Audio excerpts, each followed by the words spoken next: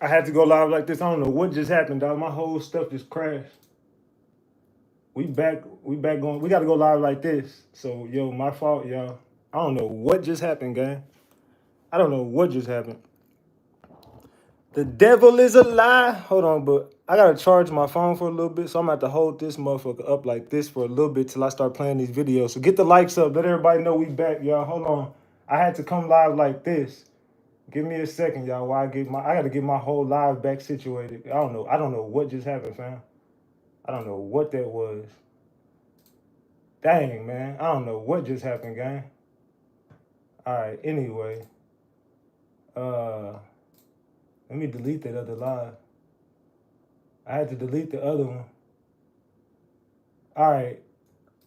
My bad. Give me a second, y'all. Hold on. We finna start this live in 1 second. I had to just hurry up. And go live. Give me a second. I'll get this situated. Alright, my fault. My fault, y'all. We back. Salute. My fault. Hey, y'all can hear me, right? Drop the gems if y'all can hear me. My streaming software just stopped working, bro, out of nowhere. I don't know what just happened, fam.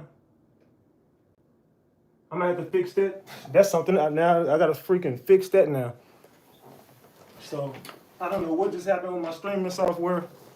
We good though now. My fault, y'all. I don't know what just happened though. My stuff just stopped working all of a sudden. All right, change your plans. We gotta go live the old way. Which it's all good. It is all good. Let me just get my live situated, y'all. My bad. Sheesh. All right, my fault. Okay. Get my live situated, get my stuff moved around in the background. Woo, child. All right. What up, gang? My fault. I don't know what just happened. My streaming software just stopped working, and we finna do a lot of exposing. It's kind of crazy how everything just stopped working on my computer, bro. Like, literally, everything just stopped working on my computer. Y'all couldn't hear nothing. I'm talking about nothing. Nothing was even picking up on my computer. Nothing was picking up on it. So, I don't know, man. Anyway, it's all good, man. We back. Don't worry about it. Get the likes up. Double tap the screen. My fault. My fault, y'all. We gonna go right back in. All right, let's go ahead and get this live started, man. Yeah, we're not even gonna let that interfere. Let's get to it, man. Spark that CBD up. Let's go. Let everybody come back into the live, man. Double tap the screen. I need all them likes back. We had a lot of likes. Let's get them likes back up. Let's go.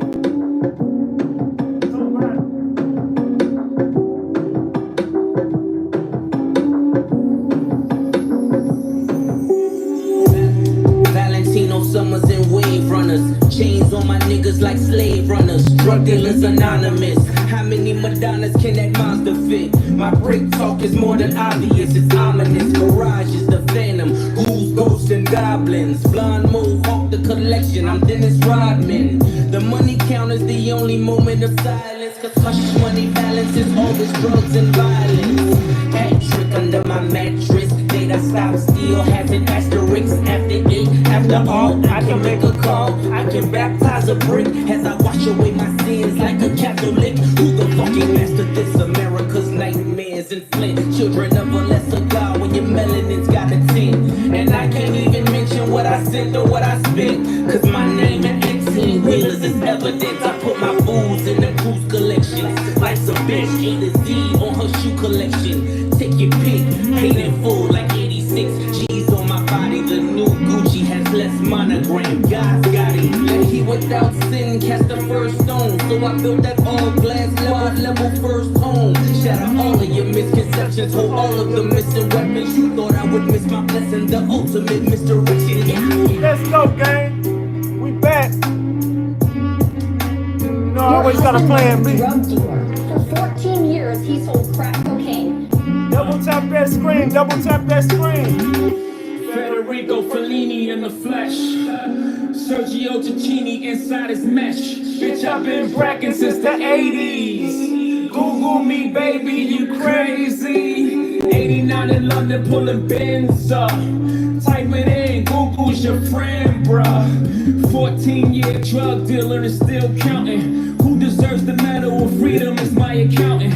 He been hula hooping through loopholes, working around shit. IRS should have had the townhouses surrounded. Thanks to the lawyers, I marbled the foyer, I tore the floor, yeah. That's for the koi fish. We been down in the oysters. I walked through the garage, it's like multiple choices. I told him pull a Royce up, I'm getting close. I'm hearing noises, I think it's the boys, but I've been thinking it Deutsch. We got storefronts, we got employee stuff. We've been opening studios and 40/40s up. The paper trail is gorgeous, cases we bury some before a reasonable doubt drop. The jury hung, bling bling. Every time I come around your city, bling bling. My tenure took me through Virginia, asked Teddy Riley about me, asked the federales about me, trying to build a cell around me. Snatch my nigga Emery up, try to get him to tell about me. He told 12, give me 12, he told him to go to hell about me. Drug dealers anonymous, y'all think Uber's the future, our cars been autonomous.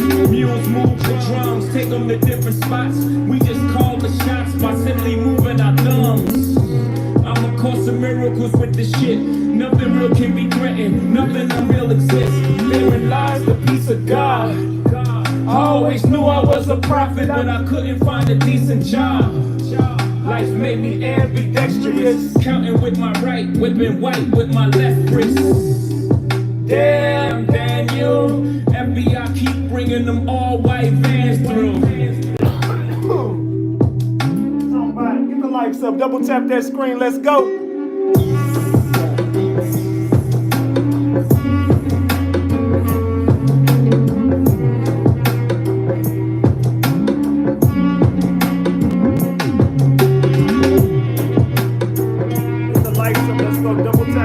Double tap the screen, let's go, let's go, let's go.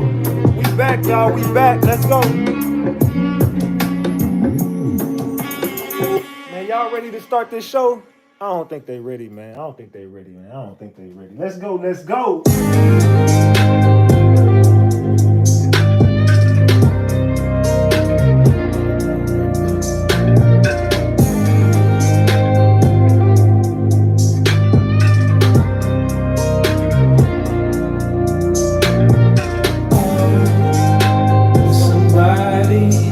Like you, but then you walk around, and I knew what I had to do.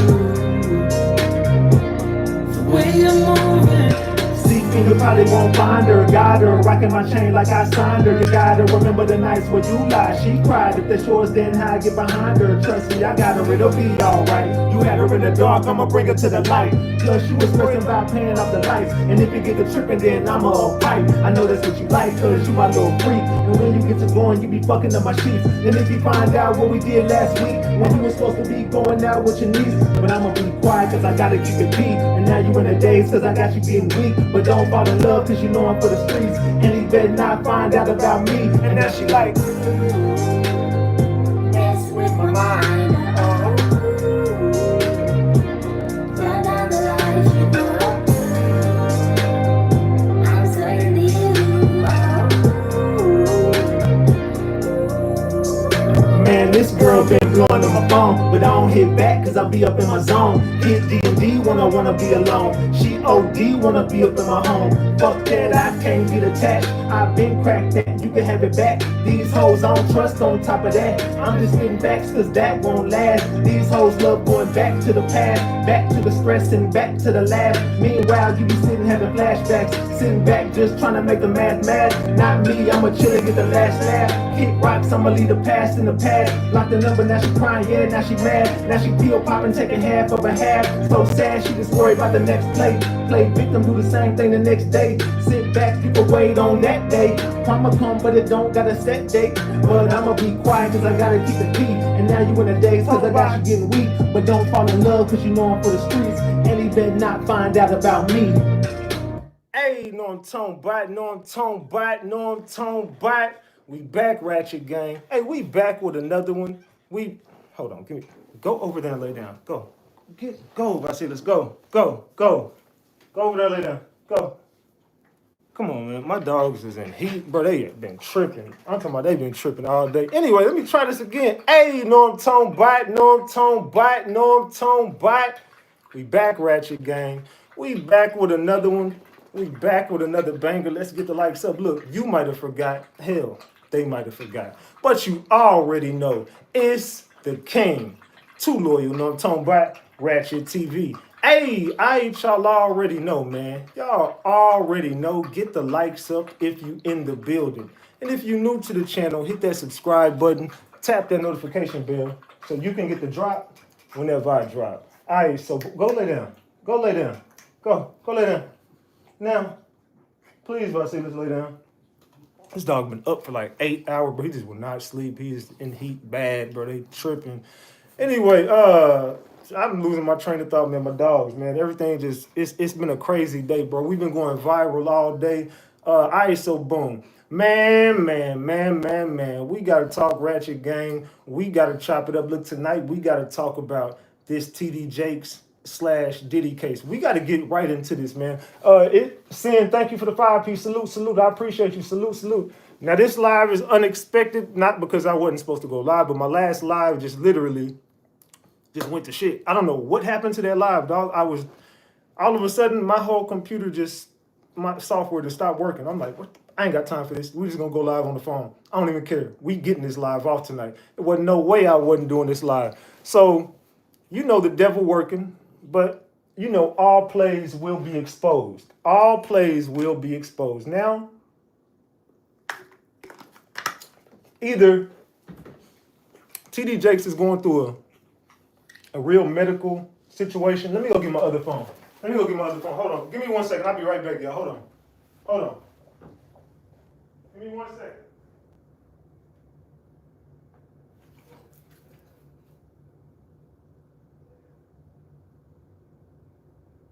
All right. Sheesh. My fault. I'm telling y'all, I wouldn't expect. Would you go over there and lay down, Vasilis, please? I got 2 dogs in heat, bro. This shit crazy, man. I can't even do. Bro, you finna go to your cage, fam. I'm gonna be real. Today gonna be the episode where you in the cage, the whole show. All right. So, give me a second, y'all. This is gonna be a loose night. I can just already tell. They've been trolling all day. The comment section been filled with trolls. Let me put this on Do Not Disturb. All right, that's on Do Not Disturb. We ain't got to worry about that no more. All right, let's go over here. Let's go over here and oh shit, damn it, man. I can't do nothing. I'm sort of dropping my damn phone. Shit. All right, my fault, y'all. Damn it. Where's my damn live at? Oh, shit. Now I can't even get on this phone. Man, why am I having so much trouble? Golly. Let me back on the damn...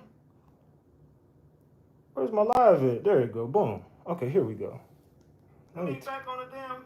All right, there we go. Boom. Shit. My fault, y'all. Damn, I don't know what's going on tonight. TD Jakes, what the hell you done got yourself into, brother? See, TD Jakes, all of a sudden... Either he just got perfect timing. Okay, I'm here now. We good. I'm focused. We back. We locked in. So either TD Jakes has perfect fucking timing or he's having a serious medical emergency. Today, TD Jakes was on the...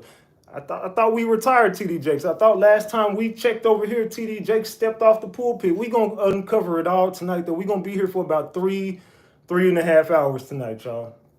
It's loose already. I know y'all can see what's going on. I know y'all see all the fugazi shit that's going on surrounding this situation. So what I need everybody to do right now is double tap this screen and get these likes up if y'all ready to get this off, because TD Jakes might just be panicking and might be pulling the Wendy Williams to get away from this Diddy situation, allegedly. And everything I say is alleged, and it's all under the Fair Use Act. And you can see the Fair Use disclaimer in the description of this video and in the description of all my videos. This is just for entertainment and educational purposes only. This is just to educate my people on what we've been covering over here. Like I said, it's all under the Fair Use Act, and you can see the Fair Use disclaimer in the description of this video. And everything I say is alleged. Allegedly. All right. Y'all can hear me perfectly fine. Is everything all right? Let me know. Are we good before we get started? Because we finna be here all night. I'm gonna be real, y'all. We gonna be here for about 3 hours. So what I need y'all to do is double tap that screen and get these likes up, man. Because we finna be here. Y'all can hear me? We good? All right. So look. Did everybody see what happened with TD Jakes earlier today? We finna play it. We gonna be here talking about this TD Jakes. We're gonna talk about Diddy. We're gonna talk about a few other things, but right now we're gonna focus on TD Jakes. Who was here? Not here. I've been going viral all day. I did like 100,000 some views on TikTok already with this shit. I already did I did over 125. I think it said 130 some thousand on TikTok with this situation. I did think 35 on Instagram, 15 on Facebook, 15,000 on Facebook, 35,000 on Instagram, 100,000 on TikTok. YouTube is at like 14,000 right now. Man, we've been going crazy with this TD Jake shit. So if you seen it, drop the gems. If you don't know what's going on, drop the eyeballs. So I'm gonna ask y'all a question in the chat. Did TD Jakes really have a stroke today? We don't know if it was a stroke or a heart attack. We're going to say yes, pray for him. Or are we going to say no, he is full of lies? All right, what do y'all think? Did TD Jakes really have a stroke today? If you seen it, drop the gems. If you don't know what's going on, drop the eyeballs. We finna play it all over here. We gonna talk about TD Jakes all night tonight. So let me know in the chat. Let me get my live situated over here. I had to redo everything, and I was not expecting to go live like this, but it's all good. We finna go viral anyway. They not gonna be able to stop me. One thing you can't do, you can't stop Big Ratchet. I'm gonna pop right back out on my damn phone. Fuck it. We gonna get this live on. See, I could. Yeah, your heart pounding, ain't it? You hear that? See, I can get on my sound effects on this one. See, your ass going to jail, TD Jakes. I'm gonna be real with you, bro. Your ass gonna go to jail. All right.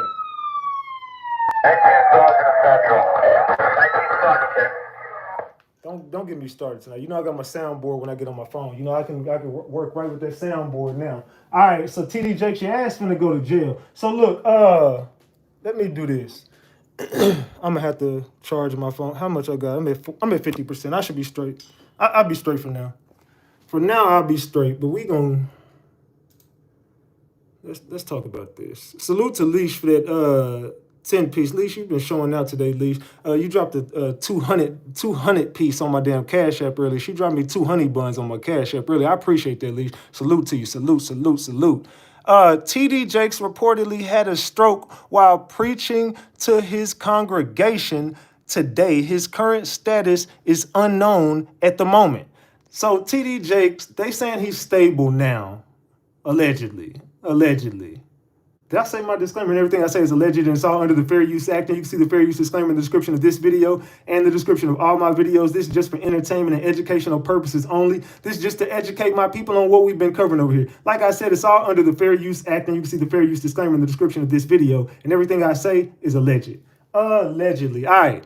So TD Jakes, it says, Pastor TD Jakes reportedly had this stroke, and it says, Father God, I come to you asking for healing for your servant TD Jakes. Father, you are the Alpha and Omega. Lord, you are the God of restoration. We ask for healing right now in the mighty name of Jesus Christ. So here they go preaching. Again, let's see what is going on with TD Jakes. Just moments ago, Bishop TD Jakes was at his church conducting service, and slowly it looked as though that he was losing consciousness and fighting to come back to consciousness, sort of what we saw with Bishop Marvin Winans 2 weeks ago. And then his right arm began to jump a little, and then his left arm, his right arm there, and then his left arm. I can't imagine how those that worked with him felt in that moment, seeing someone so strong lose their strength and people began to sort of panic. But then they called everybody to pray and cut the live stream. Then the ambulance and fire trucks came. Somebody says, see him peeking. I want to play that again. We're going to talk about this all night. We got a lot to discuss with this TD Jake situation because Diddy is about to come home, y'all. Diddy is about to come home and everybody is shook right now. People are, remember, do y'all remember this? Hold on, let me, do y'all remember this? Let me go over here. Is it this one? Do y'all remember this? So, in fact, many ministers will die during these 10 years. Some will drop dead in the pulpit. So this death thing is consistent. The people of God say that God doesn't kill someone, but the Lord keeps talking of dead, death, dying, and now pulpit death. As judgments, they will drop dead in the pulpit for the corrupted gospel that they taught my people, which has led them astray. Many of them will die and enter into eternal judgment as a result of the things that they are saying, while a few of them will die to keep them from entering into eternal judgment. 2 people I've mentioned like that. Both of their names are in another prophecy. Kim Clement, Miles Monroe. Both of them starting to get off track. Both of them lured aside because of the glitz and glamour of all the people clapping. It's so accurate. Some of them will only die to keep them from suffering. The Lord sounded very stern when he spoke about the pastors who don't preach the true gospel of Jesus Christ and how they are deceiving and misleading the people. And here is a piece I did not share. At this point, I tried to intercede for them and for people in general. After all, God saying that he will shake the earth and strike these powerful ministers was a tough thing to hear, and I could not stay silent. So I went to intercede for the people that he was talking about, but instead, a loud voice, no, do not pray to me. I will surely do this. I will surely do it. I will surely do it. So I shrank back from the severity of the voice because I knew that God was fed up and I knew that he would do the things he's now saying. So let us examine the difference between you and myself. Those who are steeped in the gospel in your heart, all we know is that you're an evangelistic, prophetic, apostolic, teaching pastor. You've got all 5-fold ministries inside of you. You're so full of discernment that we have to give you lead shoes just to keep you and your spiritual gifts walking here on the earth. And then there's just me. We both hear God say something and you're out there, this is not of God, attacking the man of God, and me. Do not pray to me. My mouth closes. I'm silent. I can tell when a person is fed up in real life. How would I not be able to tell when God is fed up? And so we see the difference, that God can speak and be respected. God can say, I have boundaries, Celestial. The earth has a boundary. You on earth, you have judges, presidents, you have lawyers, you have a prison system, you have a legal system, and the legal system is your boundary. When people cross the boundary, there are consequences. I too in heaven am greater than your legal system. I have boundaries. And when people cross my boundaries, there are consequences. And I don't need to be a lawyer to understand that and say, okay, God. But the modern day church, reckless love, he forgives it all. I've had people coming here and saying that God will forgive the bestiality. He did forgive it in the Old Testament, but now in the modern world, doggy love will also be forgiven because you say so. Man, did that fly over a lot of people's heads? Did that just go over a lot of people's heads? Now let's get back to it. Everybody begin to pray. Come on, stretch your hands this way. Father, in the name of Jesus.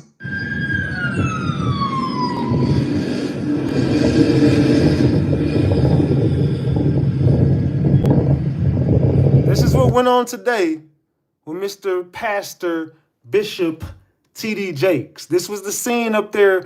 I don't know if y'all got wind of what went on with him today. They rushed him up out of there, allegedly.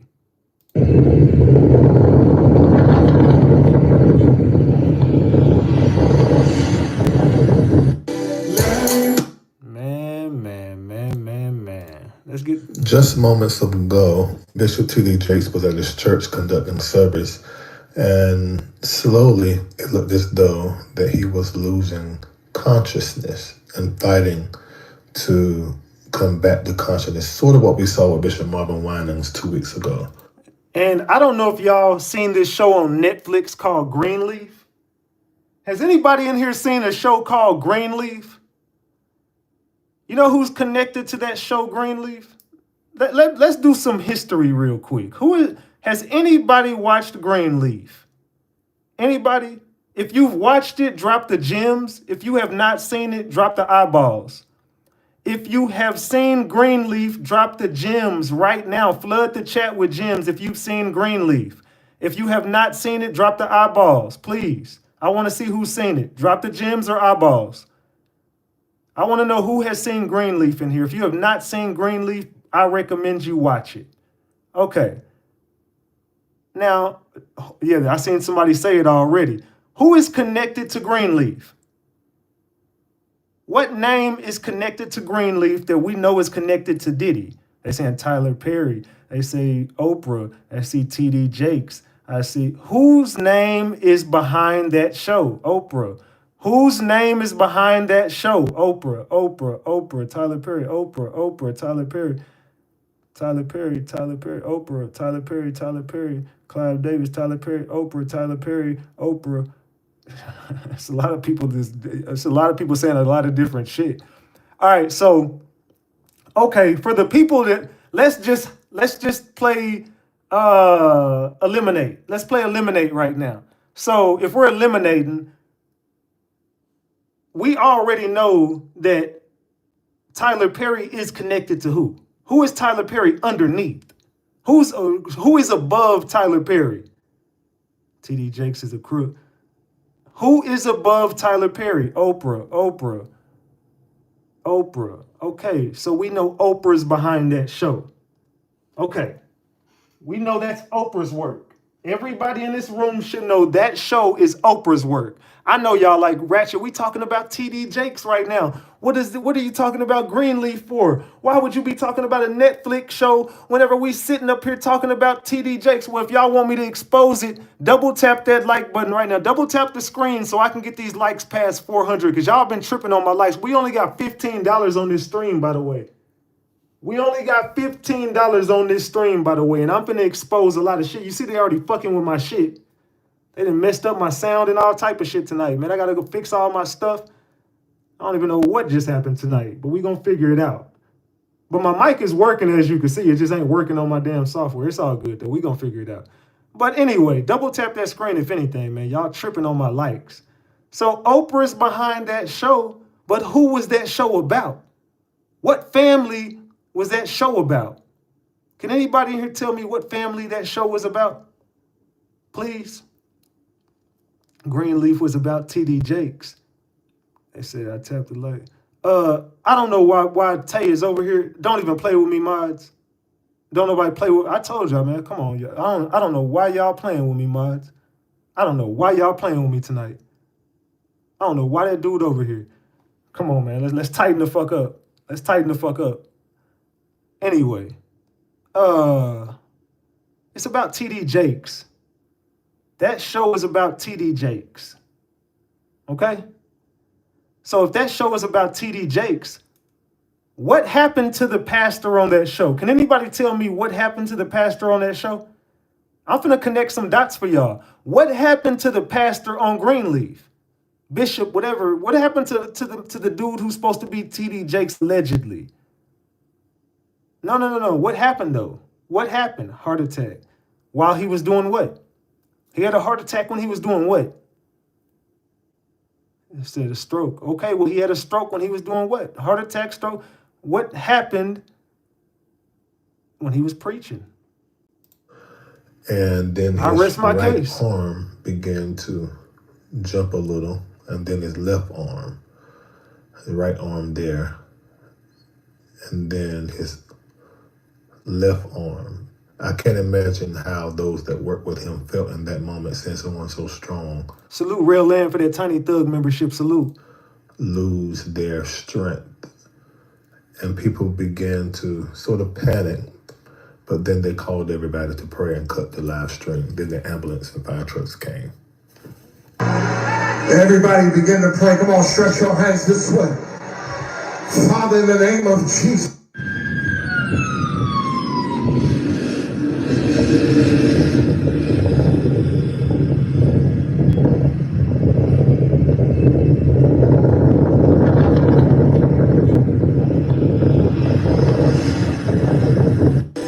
So right there, you see, TD Jakes might be in some trouble, man. I don't know what type of trouble TD Jakes might just be into, because TD Jakes, let's just put it like this. Let me find that. Let me find that clip real quick. No, it's not this one. Where the hell is it at? No. Give me a second, y'all. I got my shit all out of whack right now. I'm all out of whack right now. So they ain't make no decision. Man, I can't find the damn. I was supposed to start with this shit. Give me a second, y'all. I gotta find this shit. Her name is... No. Man, I'm finna get pissed off. Where the hell is this damn... I gotta find this damn shit real quick, y'all. I just wanted... Because I got a lot to cover tonight, but I want to start... Oh, no. I did do it right. My fault. It's down here. Boom, here it go. I saw that these people died. I saw a lot of heart attacks show up and take men and women of God away. And one of them was TD Jakes. Okay. Now look when this was, look at this. This is 2022. This was 2022. This is why I keep playing this lady, because she prophesied some stuff. She said some stuff was going to happen. Now I need y'all to open your ears right now. Open your minds. Listen with your ears and open your minds. Matter of fact, even if you got to close your eyes to really get this one in, to take this all in and understand, bro, this is, didn't I tell y'all the other day, this was bigger. This was bigger than just Diddy. It's some shit about to happen. Didn't I just tell y'all this? Everybody think I just be up here lying all the time for some weird reason. Every time I'm getting ready to go live, here come the trolls and think I'm just capping about something. But everything I've said has came true. Everything. All right, so pay attention to what the hell going on. I saw that these people died. I saw a lot of heart attacks show up and take men and women of God away. And one of them was TD Jakes. Now, the Lord spoke this word to me a few months ago, but I held back this message because I said, Lord, this is a very weighty message. And you know, whenever you bring this kind of message out, it always stirs furor in the Christian community. But I hope it will be understood by now that here on the Master's Voice, I do not shy away from anything the Lord speaks. In 2019, I think it would be June, the Lord was passing judgments on people who are bringing a corrupted gospel to the nation of the United States. I saw certain people there, and I will link the prophecy underneath. It is called cornucopia, and that word was given to me in, I think, 2 or 3 parts. And as the Lord was passing judgment, several pastors was named, but there was one pastor that the Lord told me not to put his name. And the reason that the Lord told me not to put that man's name at the time is because the Lord showed me how much he loved this man. He showed me that he had singled this man out and given him this grace, this gift, which I think in Greek is called charis. And the meaning of that is salute for your 5th super on the live stream, Nails by Felicia. I appreciate that 5-piece salute. Grace. It is also the root of the word that we call charisma, which means that you are simply blessed with natural abilities. And God showed me that the natural abilities of this man to preach and to stir a crowd and to bring them into the deeper knowledge of God came directly from him. But then the Lord showed me that this man, who was unnamed at that time, became a corrupted gold vessel. And I saw a deep red wine pouring into that vessel. And the Lord said to me, Celestial, this is my judgment. And when the cup is full, I shall judge this man. And so a few months ago, the Lord told me that T.D. Jakes would be one of the people who loses his life in this prophecy that I'm now reading, where God says he will take away America's idols. And when these idols are taken away, America will be very bitterly chastised. Okay, so let's stop it right there. The lady is saying T.D. Jakes is going to eventually lose his life due to him he don't preach out the Bible allegedly, you know. But if you do your research, I've been telling y'all this shit. This lady been telling y'all for longer than me. I ain't gonna sit here and lie about it. She been saying it for she been on this shit for some years too. I've been covering Diddy and all this shit for some years, but she probably been on this T.D. Jakes shit a little longer than me. But she been calling it just like I've been calling it, brother. Man, don't. I can show you shit that he's just saying. He just rambles on. He never speaks from it. And then when he's asked about certain topics, now I'm not one to judge. I'm not the person you gotta talk to at the end of it all. So it don't matter what I think. But if I'm not in T.D. Jakes' position to be who he says he is and who he says he is, it's a lot of stuff that he agrees with that's showing you that he's with the agenda versus being with the word. I'm just saying, man, I ain't judging the man. I'm just saying somebody's definitely looking right at him and they not happy with a lot of stuff that's going on with that man. That's what I will say. Somebody is judging him. It ain't me. Somebody coming. And do you not remember whenever I'm the one who exposed the fact that they were the ones running them plays in the church house when they would come to your city and pretend like they performing miracles in the church? I know they would be paying people $1,500 for that play. Now, I'm not fucking lying. I'm not saying allegedly because that shit is true. And I know people who took the money. So fucking play with me, TD. Fucking play with me. Call me a liar and I'll bring the people up here and we'll do interviews. I'm not lying about that shit. I'm the one who exposed that shit. They've been in here running plays. Whenever Sarita got up there and did that fake walk after the miracle. Nah, bro, that shit is all. You're using this church house to run plays and to steer narratives and to be a part of the agenda. You've gotten paid off. You took the money. I know about the meetings. I know you took the money. I know what was really going on in the upper rooms at the Potter's house and all that other shit. I know about that shit. Now I say allegedly about that part, but the upper rooms. I'll say allegedly. I heard from some pretty credible sources that the Potter's house was more like the Playboy house. You know what I'm saying? I heard that shit, but we're gonna let her finish, and I'm gonna get back on y'all ass. No Diddy. I'm now saying his name because this message came several months ago, and then I think maybe 1 or 2 months ago, the Lord said the same thing. He said that in any church where the pastor has become the most important person on the agenda, he's more important, he's more loved. People look up to the pastor of any congregation more than they do Jesus. I saw that in those churches, those fellowships, those whatever you may call it. People died. The next thing I saw was sports stars having heart attacks, brain seizures, brain aneurysms, whether they took a hit or an injury. So normally you take a hit, you have an injury. Normally something happens to you in the field, you get hurt, and then they take you off. But I saw that these people died. They died from on-field injuries. I also saw that shit came true, but they didn't want you to know about that shit.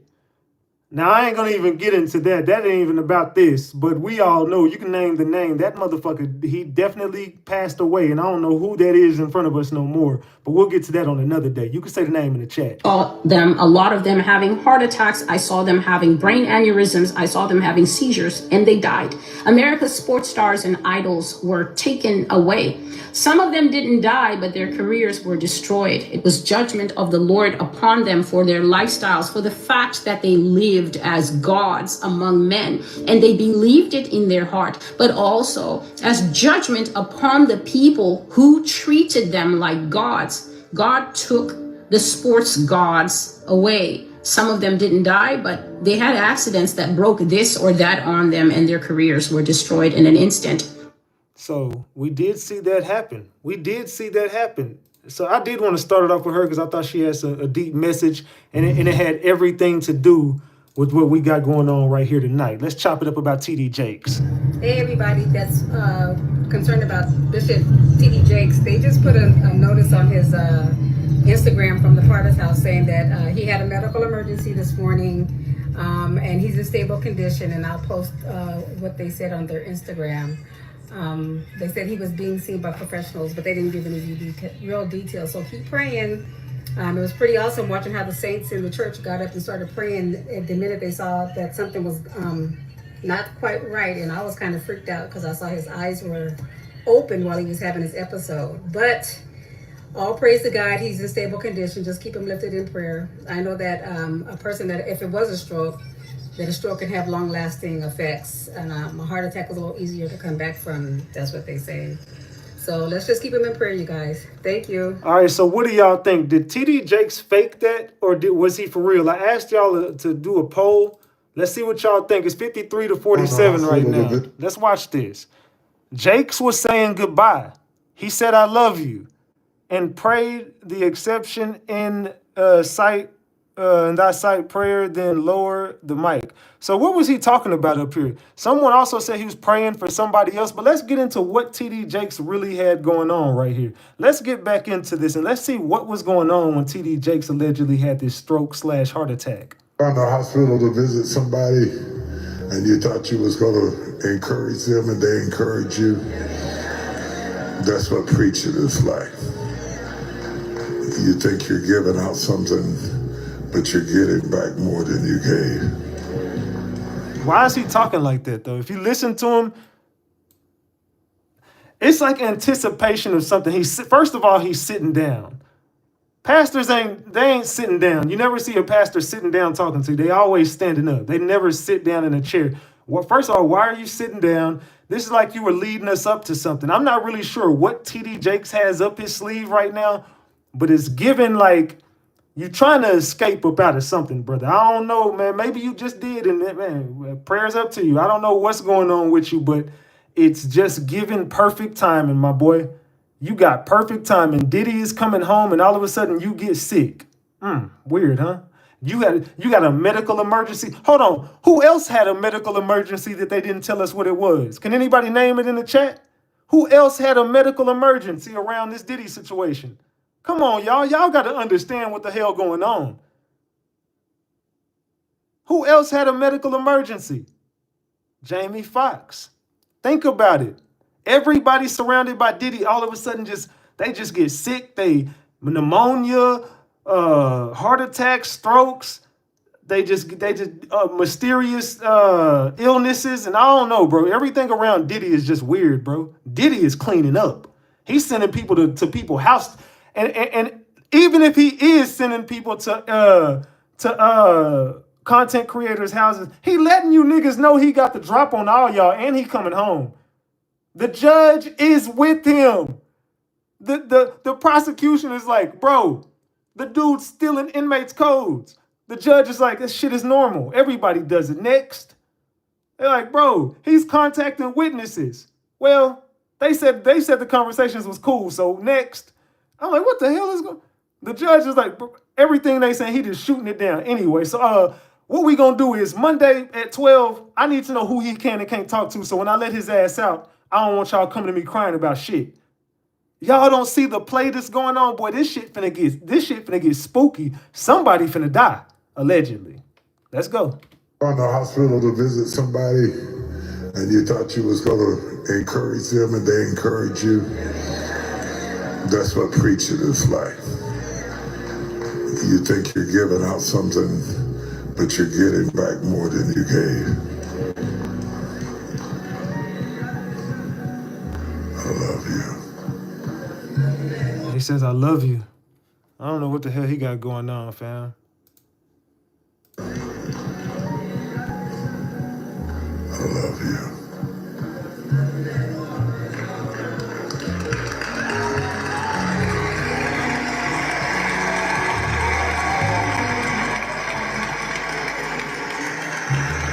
Now, Lord, let the words of my mouth and the meditations of my heart be acceptable in thy sight.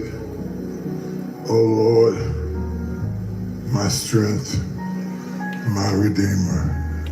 What is going? I don't know. Somebody said creepy as fuck. I'm just saying nails by Felicia. Salute. They say he had it again. Every time he's under controversy, here he go running to the pulpit to do some weird shit, bro. I don't know, man. I don't know.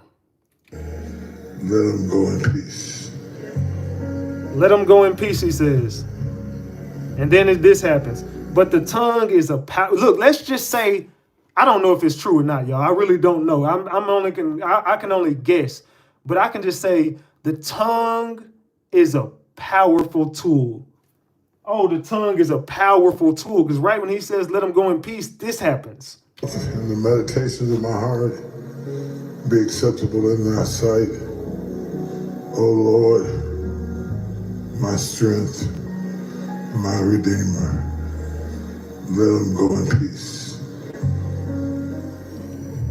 Salute Big Just say it with your chest as he is being swallowed up. I don't know what he got going on, but we only got $25 on this stream, and we still $75 away from a honey bun. Sheesh.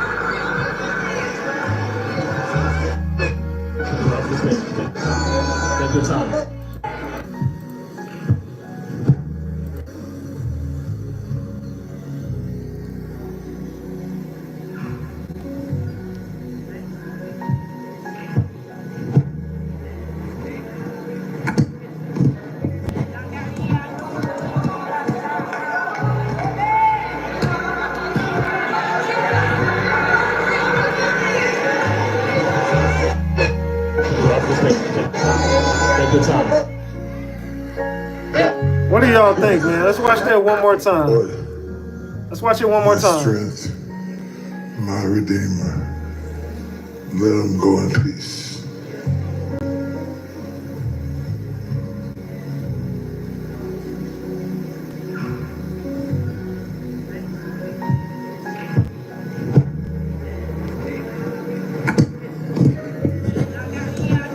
Let him go in peace. Let him go in peace. Daddy, I see the wood. I don't know, it's just giving. See, I know TD Jakes plays, man. Look, I can't take the dude serious. I just didn't seen the dude run too many plays, fam. I didn't seen these dudes pretend like motherfuckers is, oh, you ain't walked in 29 years. You know, boom, you walk. Oh my God, today is the day. You met TD Jakes, you're walking. Man, come on, dog. Shut up with all that shit. Salute to Indie Girl for that 20-piece McNugget. Says, salute, King. You are, I think you meant cooking tonight. Salute, I appreciate you. Salute to Big Just Say with your chest for the 5-piece. He doesn't know whether he want to have a stroke, heart attack, or a seizure. Shaking my head. Salute. Salute Nurse Vine says, hey, Poppy, it's mightier than a sword. I don't know what you meant, but salute to you, Nurse Vine. I appreciate you. Let's get back to it. My redeemer. Let him go in peace.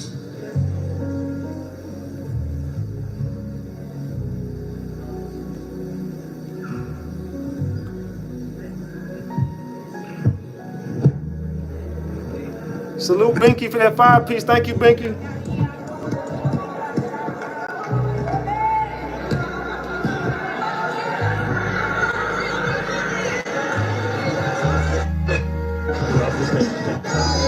Good time.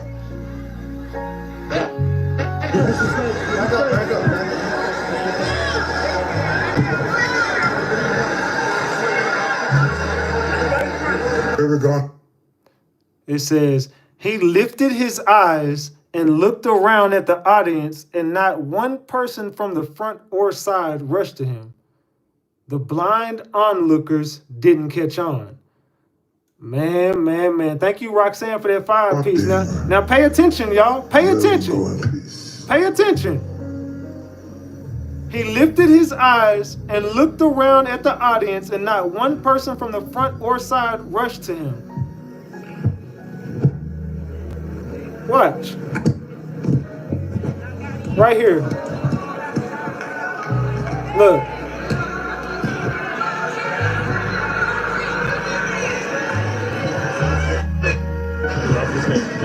I don't know, y'all.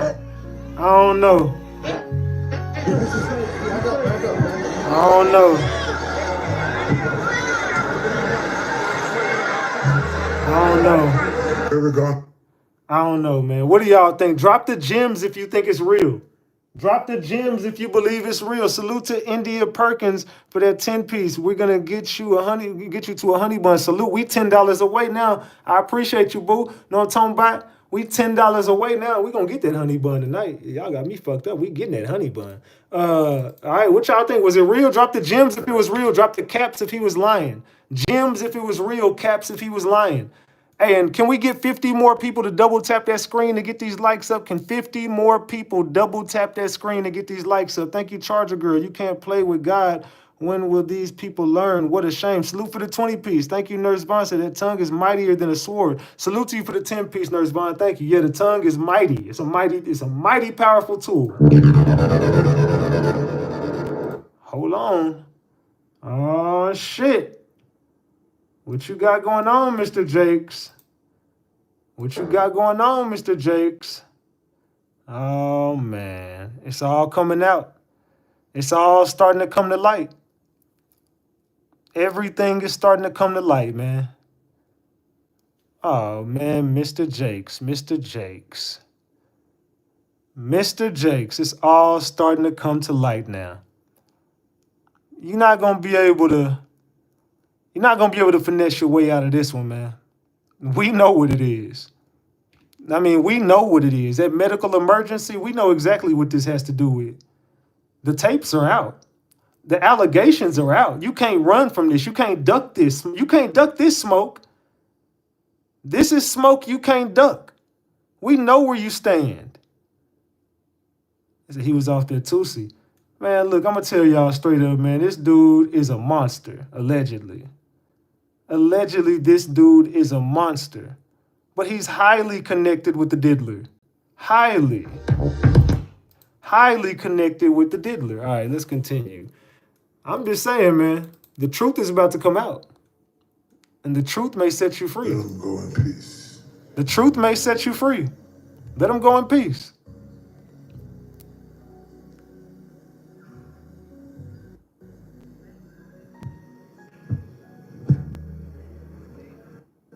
Diddy is coming home possibly tomorrow as well. We need 5 more likes. Double tap that screen.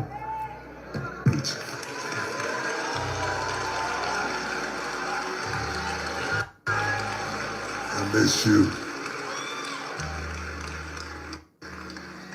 I miss you. Have you ever gone to the hospital to visit somebody and you thought you was going to encourage them and they encourage you? That's what preaching is like. You think you're giving out something, but you're getting back more than you gave.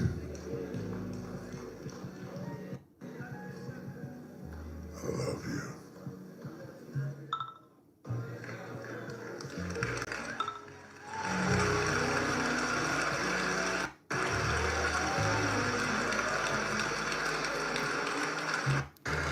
Now, Lord, let the words of my mouth and heart let it be acceptable in thy sight. O Lord, my strength, my redeemer.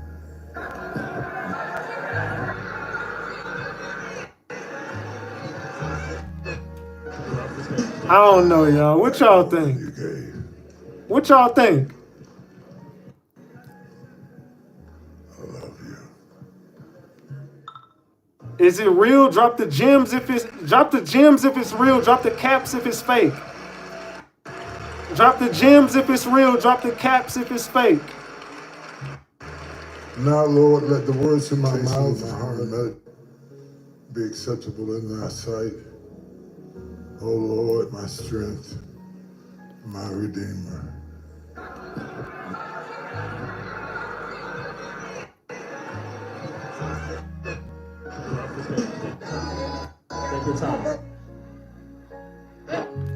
What do y'all think?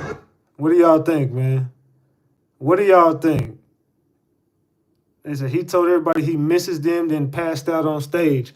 I don't know, man. I don't know what TD Jakes got going on, man. This dude he the king of plays, though. So today, Bishop Jakes had a medical emergency during their live stream service.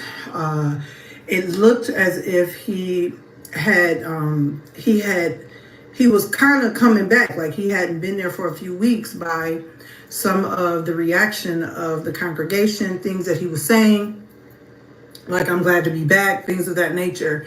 I thought TD Jakes stepped down as pastor and gave it up to Cora, or Sarah. Excuse me, I said Cora, Sarah. If I'm not mistaken, I could have sworn that TD Jakes stepped down. Remember, we was on his ass so bad last year, or was it earlier this year? I can't remember when it was. But we was on him so bad he stepped down as pastor. Do y'all not remember that, or am I tripping? Didn't he step down as pastor? Why is he back? Just to do this. You came back just to do this? Come on, man. The one time you come back from retirement, this happens. I'm not saying, I ain't talking shit or bashing the dude. I'm just being real. Like, come on, dog. You step down just to step back up and this happened. Come on, it's just, I don't believe in coincidences, fam. I just don't. One indication, red flag, I come from a line of preachers who still was preachers. And anytime you see a pastor sitting on a chair, pastors don't do that. They're not. So I knew that there was something, he wasn't feeling well, or he had to take it easy or something. So that was one indication. There has been talks months ago that he was dealing with some sicknesses. But I didn't believe it, because folks be gossiping and everybody want to tear folks down, especially when you doing what other people ain't doing. Folks want to run your mouth on you, okay? And I'm not saying he's the same. No. What I am saying is this. I hate when people talk with food in their mouth. Like, it irritates me. Girl, you could have waited 2 minutes. You could have waited 2 minutes. Like, you just got to chew something, girl. It's just ghetto. I'm sorry. Allegedly. But come on. As I was watching it, it took too long for the administration, in my opinion, to respond. So if you work in ministry, please pay attention to y'all leaders when things are going on. There's no way. I just felt like the administration should have moved a little quicker. That's my only take on that. But please be praying for the Jakes family. Y'all, I'm so hungry. I can't even think straight. Be praying. This is an hour to pray. Leave all your little gossip, your gossip columns. That's an old school word. Your bloggers, your vloggers, whatever they want to be. Leave all of that to the side. And if God is handling things, let him handle it. God don't need nobody to prove nothing and do nothing. He can handle himself, okay? Because he stands on it. My heart goes out for the Jakes family wholeheartedly in this moment in time. And I'm praying for Bishop Jakes' recovery, because we know we serve a healing God, a faithful God. But his speech was very slurred, and I noticed that. And I'm like, wait a minute, his speech is slurred. I knew that way before. And so the mic dropped. And I'm like, now first the speech and then the mic. And I'm like, now if they don't run up there, and it took them too long to run up there, that bothered me. So his mic dropped and his head dropped. And he was like this for at least 30, 45 seconds. And nobody ran up there. And I'm looking like, now I know Bishop Jakes can be very radical. He can be kind of funny. You don't know what to expect with him. So, and that maybe was the issue there. So again, I say, pray for his church family, because anytime you're a leader, you see your leader going through things like that, that affects. He's brought many people to Christ. Let's put all of our isms and schisms, what we think are ideologies, because nobody has proof. Until you have proof, be quiet, shut up, thank you. And if y'all want to say it's God's judgment, let it be, because God go do what he go do. He don't need no help from nobody. People exposing, God don't need your help. You gotta go expose it regardless, okay? I got to go because I'm hungry. Y'all pray for the Jakes family. This hurts my heart as a young girl, and up until this point. I've always have been in tune and watched his messages, and his ministry has been very vital and pivotal in my life. So there's that. Y'all pray for the Jakes family though. My heart goes out to them. Girl, your heart needs to go out to stop eating them damn live and shit with your ghetto ass. All right. Anyway, yeah. I mean, look, I'm not against the man. I ain't got nothing against him. So if people like, I'm a cover from every angle, man. She was praying for the man's family. You know what I'm saying? Hey, if you want to pray for the man's family, that's on you. I mean, me personally, y'all know where I stand with them. I've been exposing these people for a long time. So let's continue. So we are hearing today that TD Jakes And this is going back to show y'all that I know I'm right about shit. TD Jakes has stepped down as a minister due to the allegations towards Diddy. We're hearing that TD Jakes has now stepped down as a minister. This is very alarming because a lot of you people give your money to these churches and these religious leaders, when in the background, they are hypocrites. They tell you to do one thing, they tell you to draw closer to God, and then they attend parties with people such as P. Diddy and other characters in Hollywood while spending the money that you guys tied to these organizations. You have religious leaders taking your money and living a double life. Don't you find that alarming? What do y'all think about that? The man has been living a double life. Look, let me tell y'all something. There's a tape, and this is what he's running from. There's a tape that's going around, allegedly, of Mr. Jakes at a Diddy party. Stevie J was there. It's a tape. I'm just going to say those three names. Diddy, TD Jakes, Stevie J. I don't know who's heard about this, but those three people know exactly what the fuck went on at that party. All I'm going to say is there's a tape with Diddy, TD Jakes, and Stevie J, allegedly. Allegedly, there's a tape going around with those three names, and it's a lot of power bottom going on in there. It's a lot of bottom power, if that's a... It's a lot of bottom power going on in that motherfucker. I don't know what they was doing, but they might have been doing some bottom drilling. They might have been drilling. Let's continue. Oh, I say, Earl, what's going on today, person? And it's crazy that I find out on a Sunday, but man, why TD Jakes resigning? He resigning? That's what they say. They say he's stepping down as pastor at the Potter House. And they say it's because of new allegations and evidence linking him to the Diddy case. What? Information leaking him to the Diddler's case. The fuck?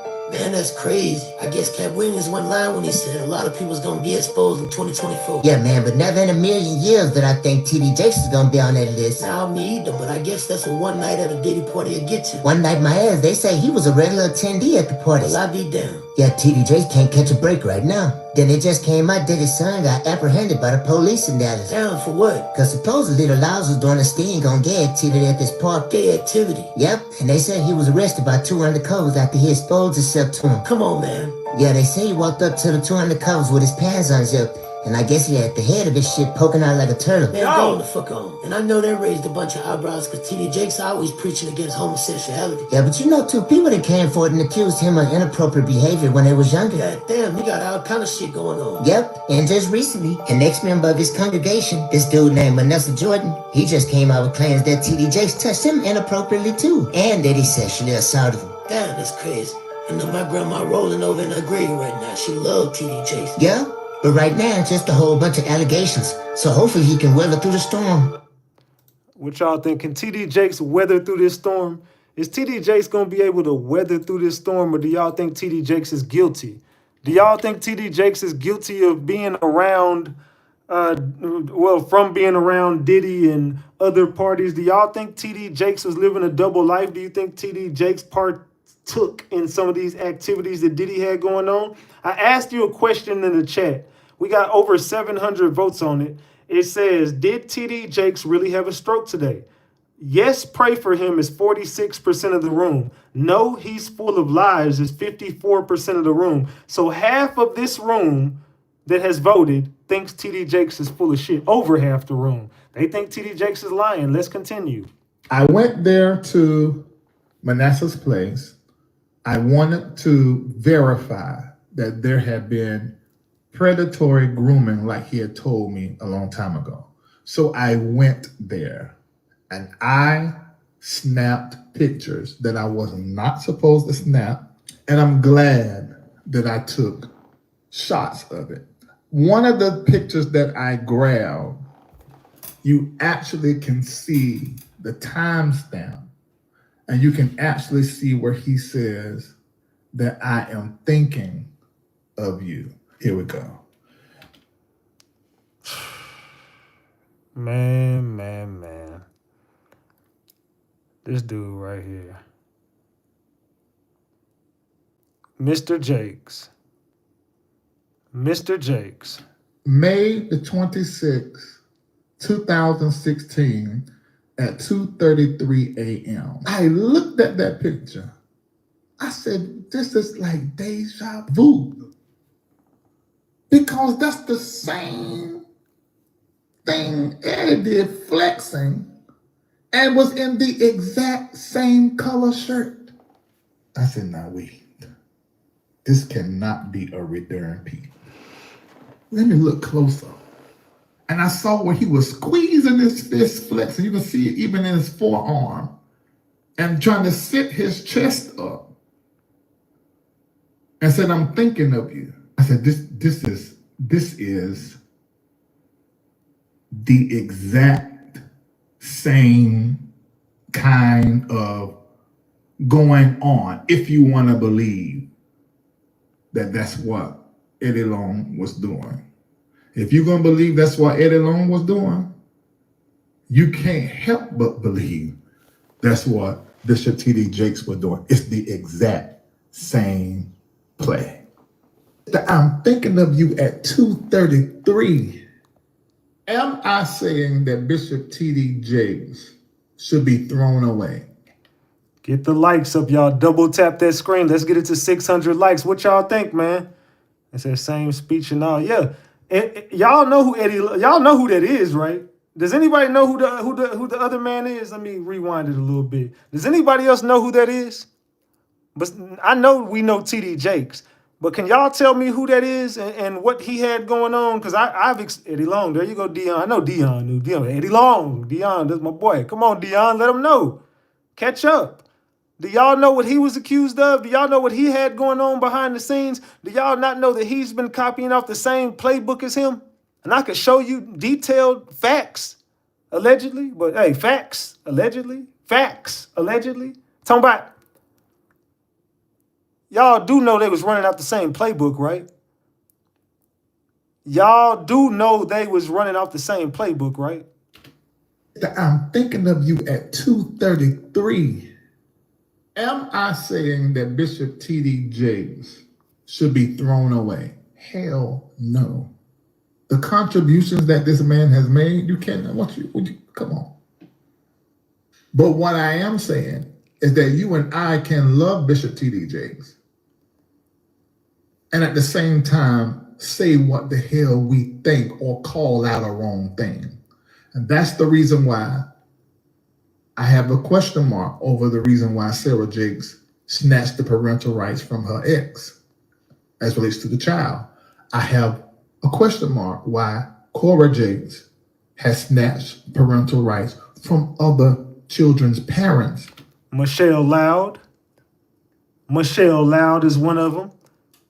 Let's keep it a buck. They've been stealing people's kids. They've been snatching parental rights away. They've been finessing the whole, you know what I'm saying? And then one of the little girls ended up getting essayed by Cora's husband. And then they deported the mama. I ain't making this shit up. This is facts. That little poor girl got whoop-de-whoop by Cora Jakes' husband, and Cora Jakes act like she didn't even have nothing to do with the play. Well, we all knew all along you did. You been knew this. You just try to separate yourself when it happened. But guess what? They coming to sweep off your front porch. Your whole family about to get exposed. And y'all been getting exposed. But somebody gonna come collect sooner or later. See, y'all been playing with God way too long. And all is about to be revealed on y'all. And calling them hers. And won't let the kids see the mom. I don't understand why a thinking person won't ask questions. I'm not telling you to believe lies, because what they're saying on Tough TV and everywhere, what Mace said, what Mace is saying,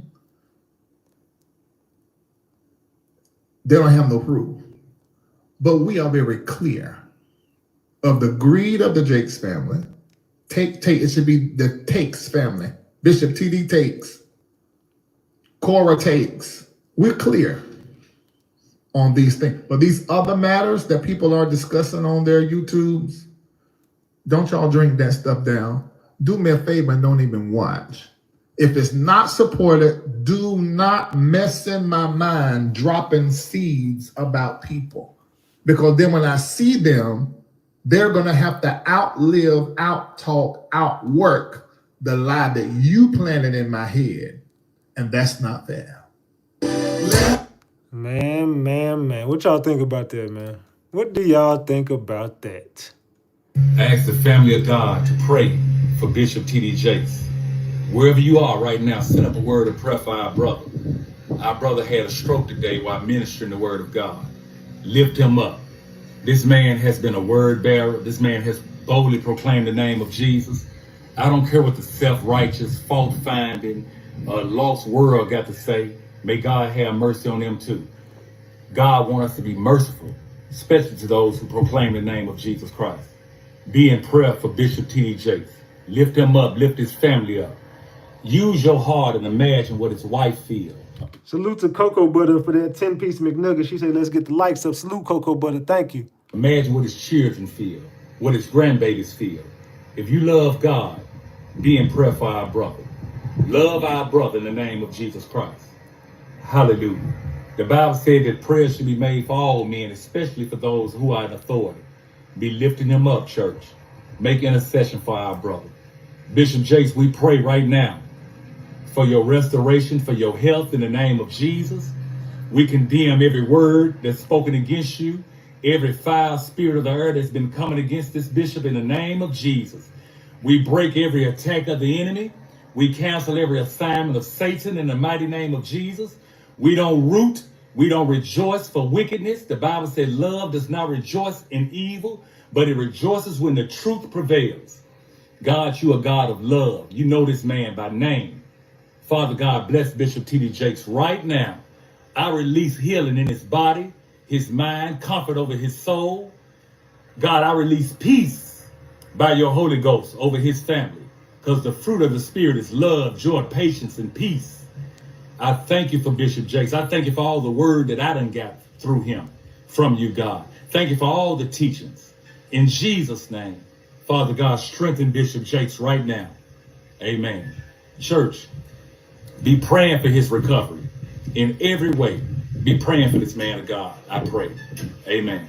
What do y'all think, man? Are y'all praying for T.D. Jakes? Let me know in the crowd. Are y'all praying for him? Drop the prayer hands if you're praying. Drop the caps if you like hell no. Let me know in the chat. How y'all feeling? What's up, tribe? Keep T.D. Jakes in your prayers. Do y'all believe this was real?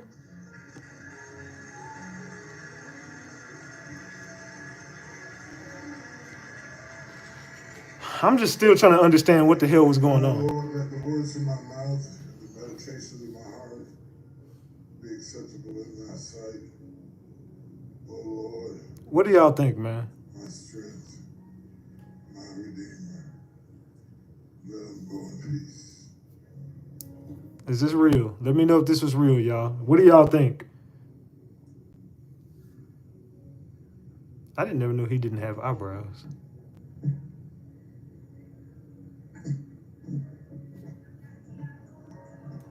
Is he? I never heard to that part where he's like, listen to this shit again. Salute for Sick With It for that honey bun. I appreciate you, Sick With It, for that whole honey bun. I appreciate you, gang. Salute, King. I've been green all day. Salute. I appreciate you. Salute, salute, salute. Now listen to this, y'all. I didn't even hear this part last time I listened to it, to be real. I haven't heard this part yet. Listen to this.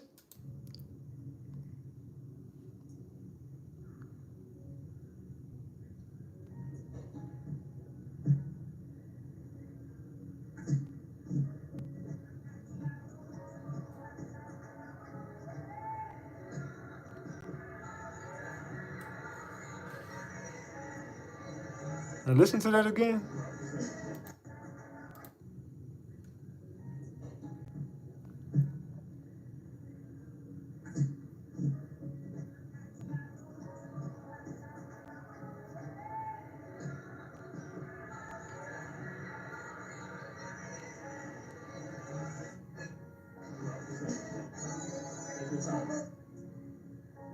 What do y'all think, man? Was that real?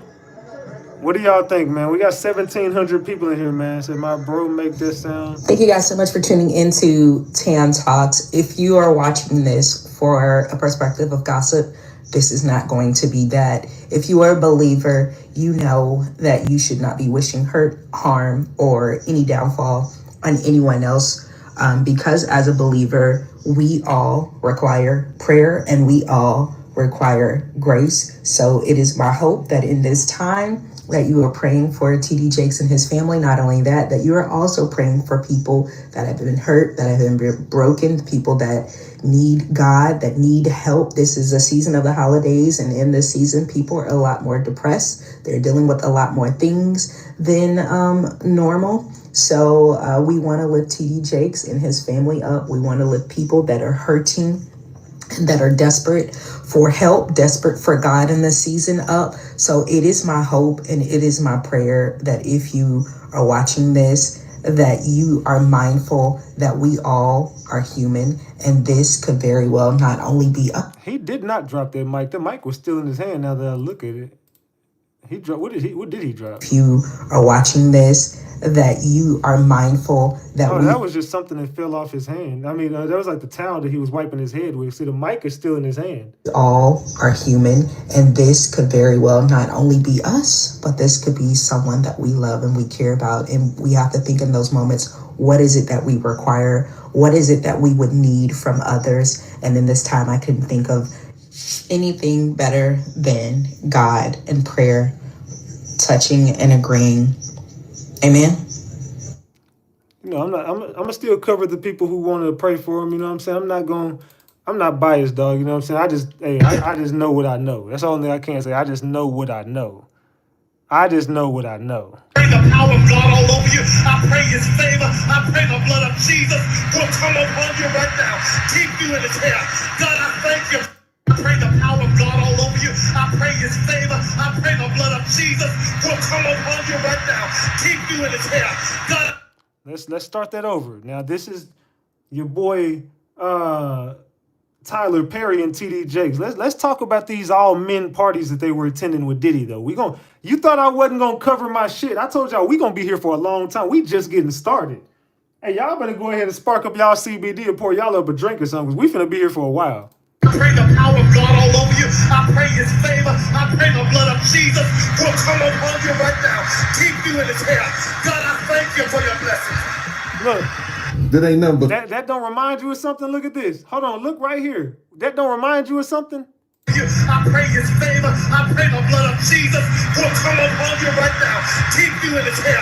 God, I thank you for your blessings. The man be acting, bro. that ain't nothing but sin. Drinking, maybe fornication, man on man, woman on woman, he on she. So what if I told y'all that Pastor TD Jakes is just as shady or even shadier than Diddy? One of the lawyers representing Diddy's multitude of clients recently dropped an explosive audio recording from one of Diddy's so-called men-only parties. And wouldn't you know it? The audio contains a recording of none other than TD Jakes allegedly having a grand time with male escorts at Diddy's parties. Oh, but it gets worse. Apparently, TD Jakes' love for Diddy's parties is not just because he likes to hang around the sinners and win souls for God. According to insiders, he's at them parties because he loves off lifestyle as much as the next guy. And get this, there are allegedly bare recordings of TD Jakes getting pounded by either Diddy or the rotation of male ex-workers he keeps on his payroll for the special off parties.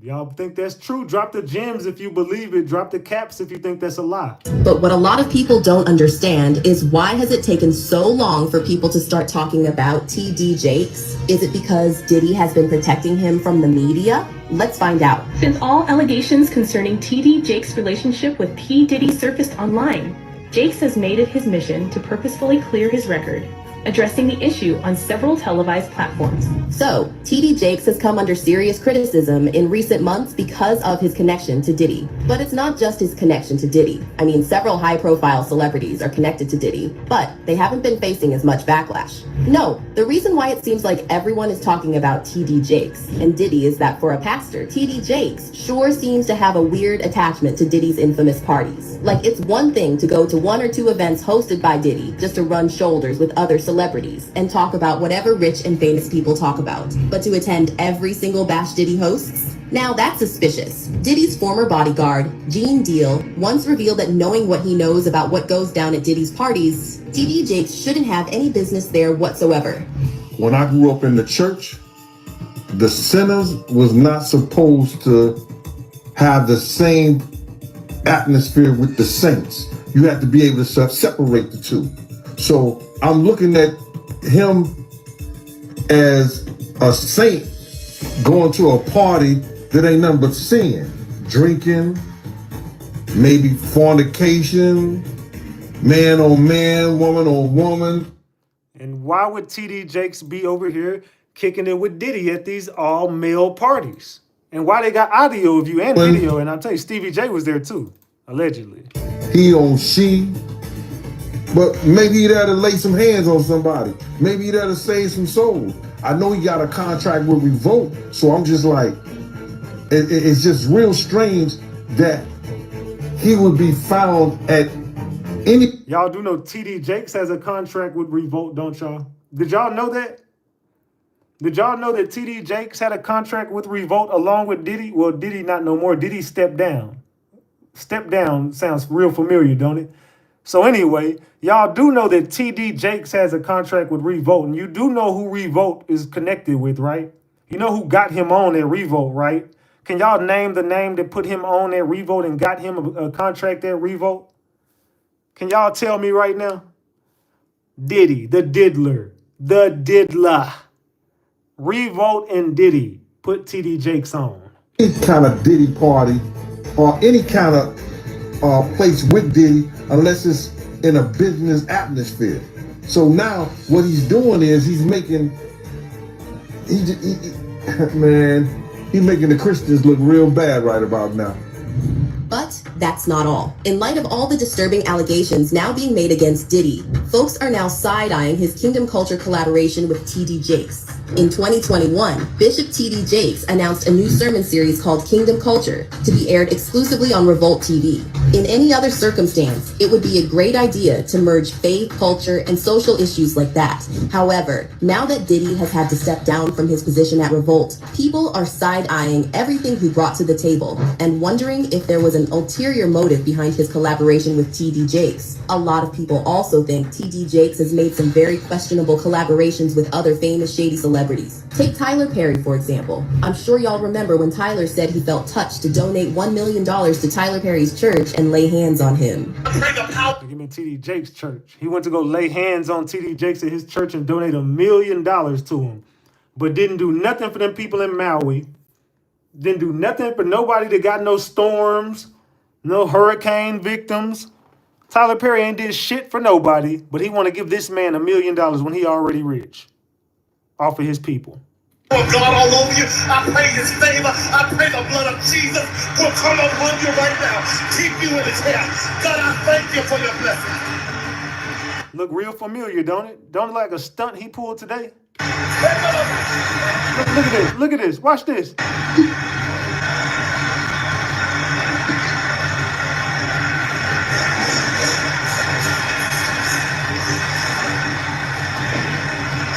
Now, y'all really believe this shit? Y'all really believe this dude, bro? He been playing in God's face, playing in y'all face in God's house. I'll say, look at this. Watch this. Will come upon you right now. Keep you in his hand. God, I thank you for your blessing.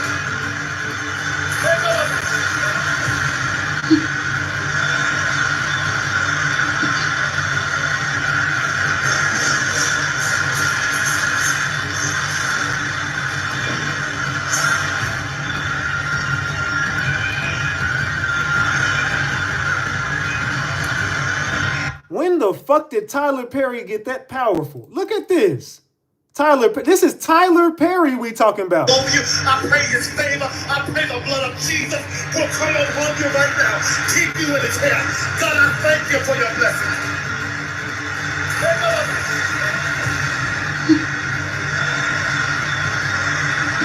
Y'all see Sarita in the background?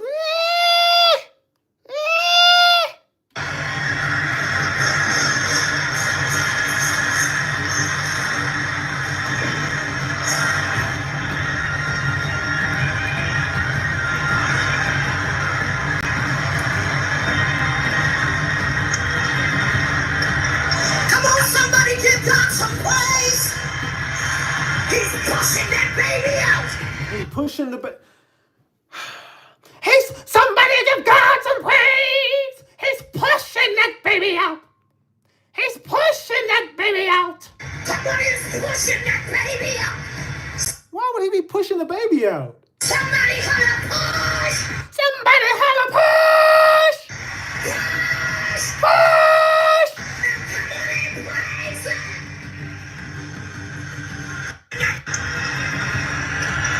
Come on, somebody give God some praise. He's pushing that baby out. Somebody is pushing that baby out. Somebody holla push. Push. Now come on and praise it. Yo, that lady crazy as hell. Look, that woman crazy in the motherfucker. Yeah. Come on, somebody give God some praise. He's pushing that baby out. Somebody is pushing that baby out. Somebody holla push. Push. Now come on and praise it. Man, what in the hell? If you don't get your Derek Fisher looking ass the hell up. He's pushing that baby out. He's pushing that baby out. Somebody holla push. Push.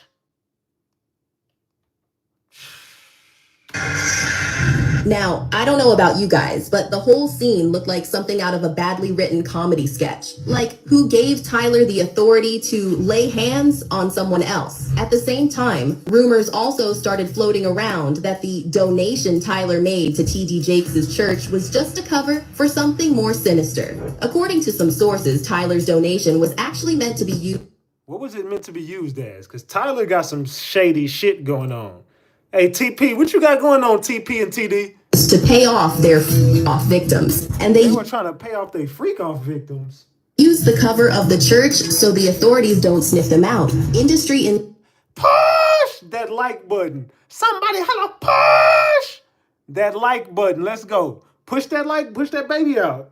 Hit them likes. Let's go. Insider Jaguar Wright once exposed TD Jakes and Tyler Perry for being involved in some seriously shady business and using the church as a cover. It kind of looks like Jaguar has been on a mission to expose TD Jakes and Diddy because she has had a lot to say about him in previous interviews. According to her, TD Jakes attends Diddy parties, not because he's trying to convince celebrities to pay their tithes or attend service more. He attends for the same reason why anyone else attends. X and money. I mean, if Bishop Jakes was at a Diddy party, there could only be two reasons. Money or that's all that happens at Diddy parties. Money. I hope it was for money. Charitable contribution. I hope it was for money because arguing about who's going to put the strap on is... That can be a very uncomfortable situation. For him to be at a Diddy party, I don't know. Like I feel the same way about that as I feel about when Tyler Perry came to his church and laid hands on him and he caught the Holy Spirit from Tyler Perry. Tyler Perry is the bishop of what? Like I've never and I kind of checked for I'm gonna lay my hands on your bishop and he said, and then the bishop said, it's on the internet. He's he's doing all of this, right? And then there's a woman on the dais screaming, push the baby out, birth that baby, push the. I'm like, are we a church? In case you missed it, there have been rumors floating around about how TD Jakes is a power bottom and he regularly gets his cheeks clapped at Diddy's parties. Whoa, damn. That lady just went straight in. No baby oil.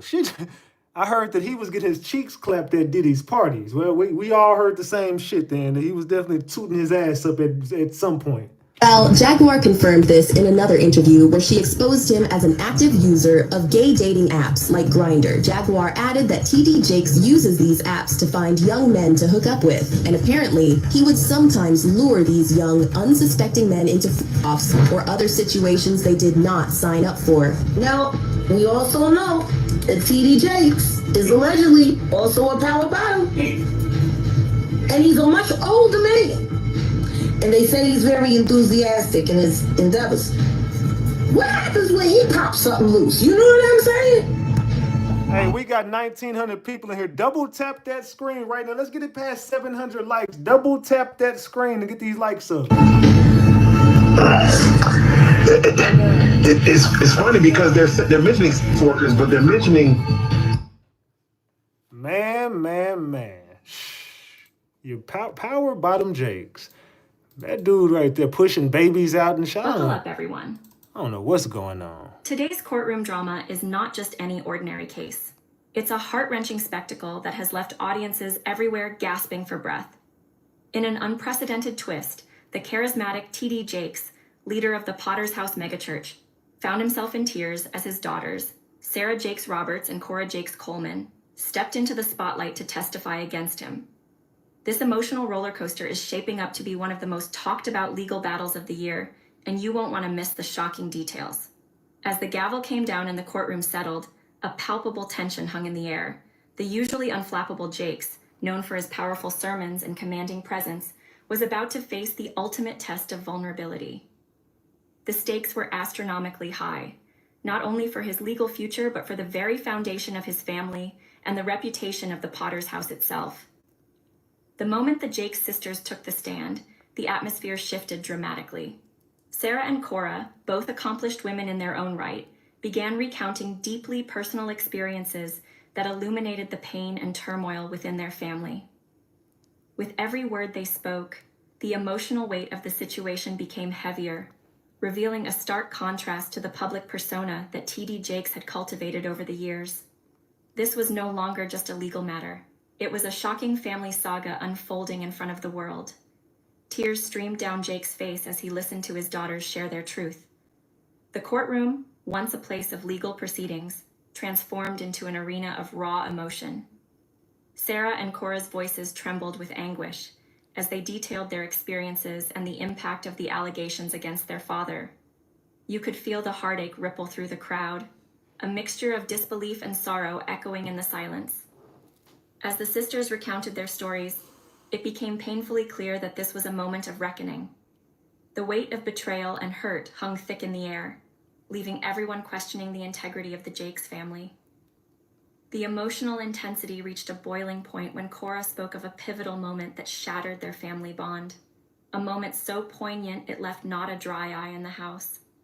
This wasn't just about legal accusations. It was about family ties stretched to the breaking point. So, is anybody aware that there's been trouble allegedly in this family? Has anybody, if you do know about the trouble behind the scenes with this family and the facade they've been putting on in front of the world, drop the gems. If you don't know what's going on, drop the eyeballs. If you know what's going on and you know that this family is under fire behind the scenes and they skeletons are coming out, drop the gems. If you don't know what's going on, drop them eyeballs, because I'm finna hip y'all to a lot of shit tonight that's going on behind the scenes. Hold on to your hats, folks. Allegedly. Because Sunday service at the Potter's House just turned into a jaw-dropping drama that will leave you questioning everything. In an unexpected twist, Bishop T.D. Jakes stormed out of his own church after his wife, Sarita Jakes, unleashed an explosive confession that rocked the congregation to its core. Grab your popcorn, because this story is a wild ride. It was June 16th, 2024, and the atmosphere in the Potter's House was electric. Worshippers filled the pews, eagerly awaiting the uplifting words of... You know you gotta pay a membership to go to this church? Did anybody know that you have to pay a membership to go here? Their beloved bishop. But just as the service kicked off, Sarita Jakes stepped up to the microphone, and what came next was nothing short of sensational. With a voice trembling between confidence and emotion, Sarita revealed that she had been privy to a brewing conflict between TD and none other than music mogul Jay-Z. But that wasn't the kicker. She boldly admitted to playing a pivotal role in instigating a feud that involved Beyoncé as well. Cue the gasps. The congregation was left reeling as murmurs of disbelief rippled through the crowd. And you can't speak about nothing that happens at the Potter House. They got all type of weird stuff going on up there. But yeah, you got to pay a membership and you can't speak about stuff, can't be on social media. You can't do none of that stuff. It's like a cult. Was this a sermon or a soap opera episode? Hey, we got 2,000 people in here. We should have 2,000 likes. Double tap that screen and get these likes up. The lines were blurred. As Sarita continued, the tension in the room escalated. The carefully curated image of the Jakes family began to unravel before everyone's eyes. Was this the moment that would redefine their legacy? Worshippers exchanged shocked glances, trying to process the stunning turn of events. Just when it seemed the drama couldn't get any thicker, Bishop T.D. Jakes, clearly rattled, abruptly stood up and stormed out of the service. His exit was dramatic, leaving behind a room full of bewildered parishioners who could hardly believe what they had just witnessed. What could possibly have led to this emotional eruption? Sarita was left standing alone on the stage, her expression a mix of regret and determination as she faced the audience. Some attendees were left applauding her bravery, while others whispered among themselves, questioning the future of the Jakes family. As the dust settled, social media exploded with reactions. Hashtags like #IDramaAtPotter's and Pray for Jakes began trending, with fans and followers weighing in on the explosive revelations. Was this a cathartic moment for Sarita, finally shedding light on the pressures and conflicts of their high-profile lives? Or did she just unleash a storm that could shake the very foundation of their ministry? As the week unfolds, all eyes will be on the Jakes family. And all eyes have been on the Jakes family, and they got a lot of skeletons that are creeping up out their closet one day at a time. Get ready for an emotional roller coaster, folks, because today's courtroom drama is nothing short of jaw-dropping. In a twist that has left the world reeling, renowned pastor T.D. Jakes was seen breaking down in tears as his daughters, Sarah Jakes Roberts and Cora Jakes Coleman, took the stand to testify against him. This emotional saga promises to be one of the most talked about legal battles of the year, and you won't want to miss a single moment. Before we dive into this gripping story, don't forget to smash that like button, subscribe to our channel, and ring the notification bell for all the latest updates. Trust us, you'll want to stay in the loop for this unfolding drama. The courtroom showdown.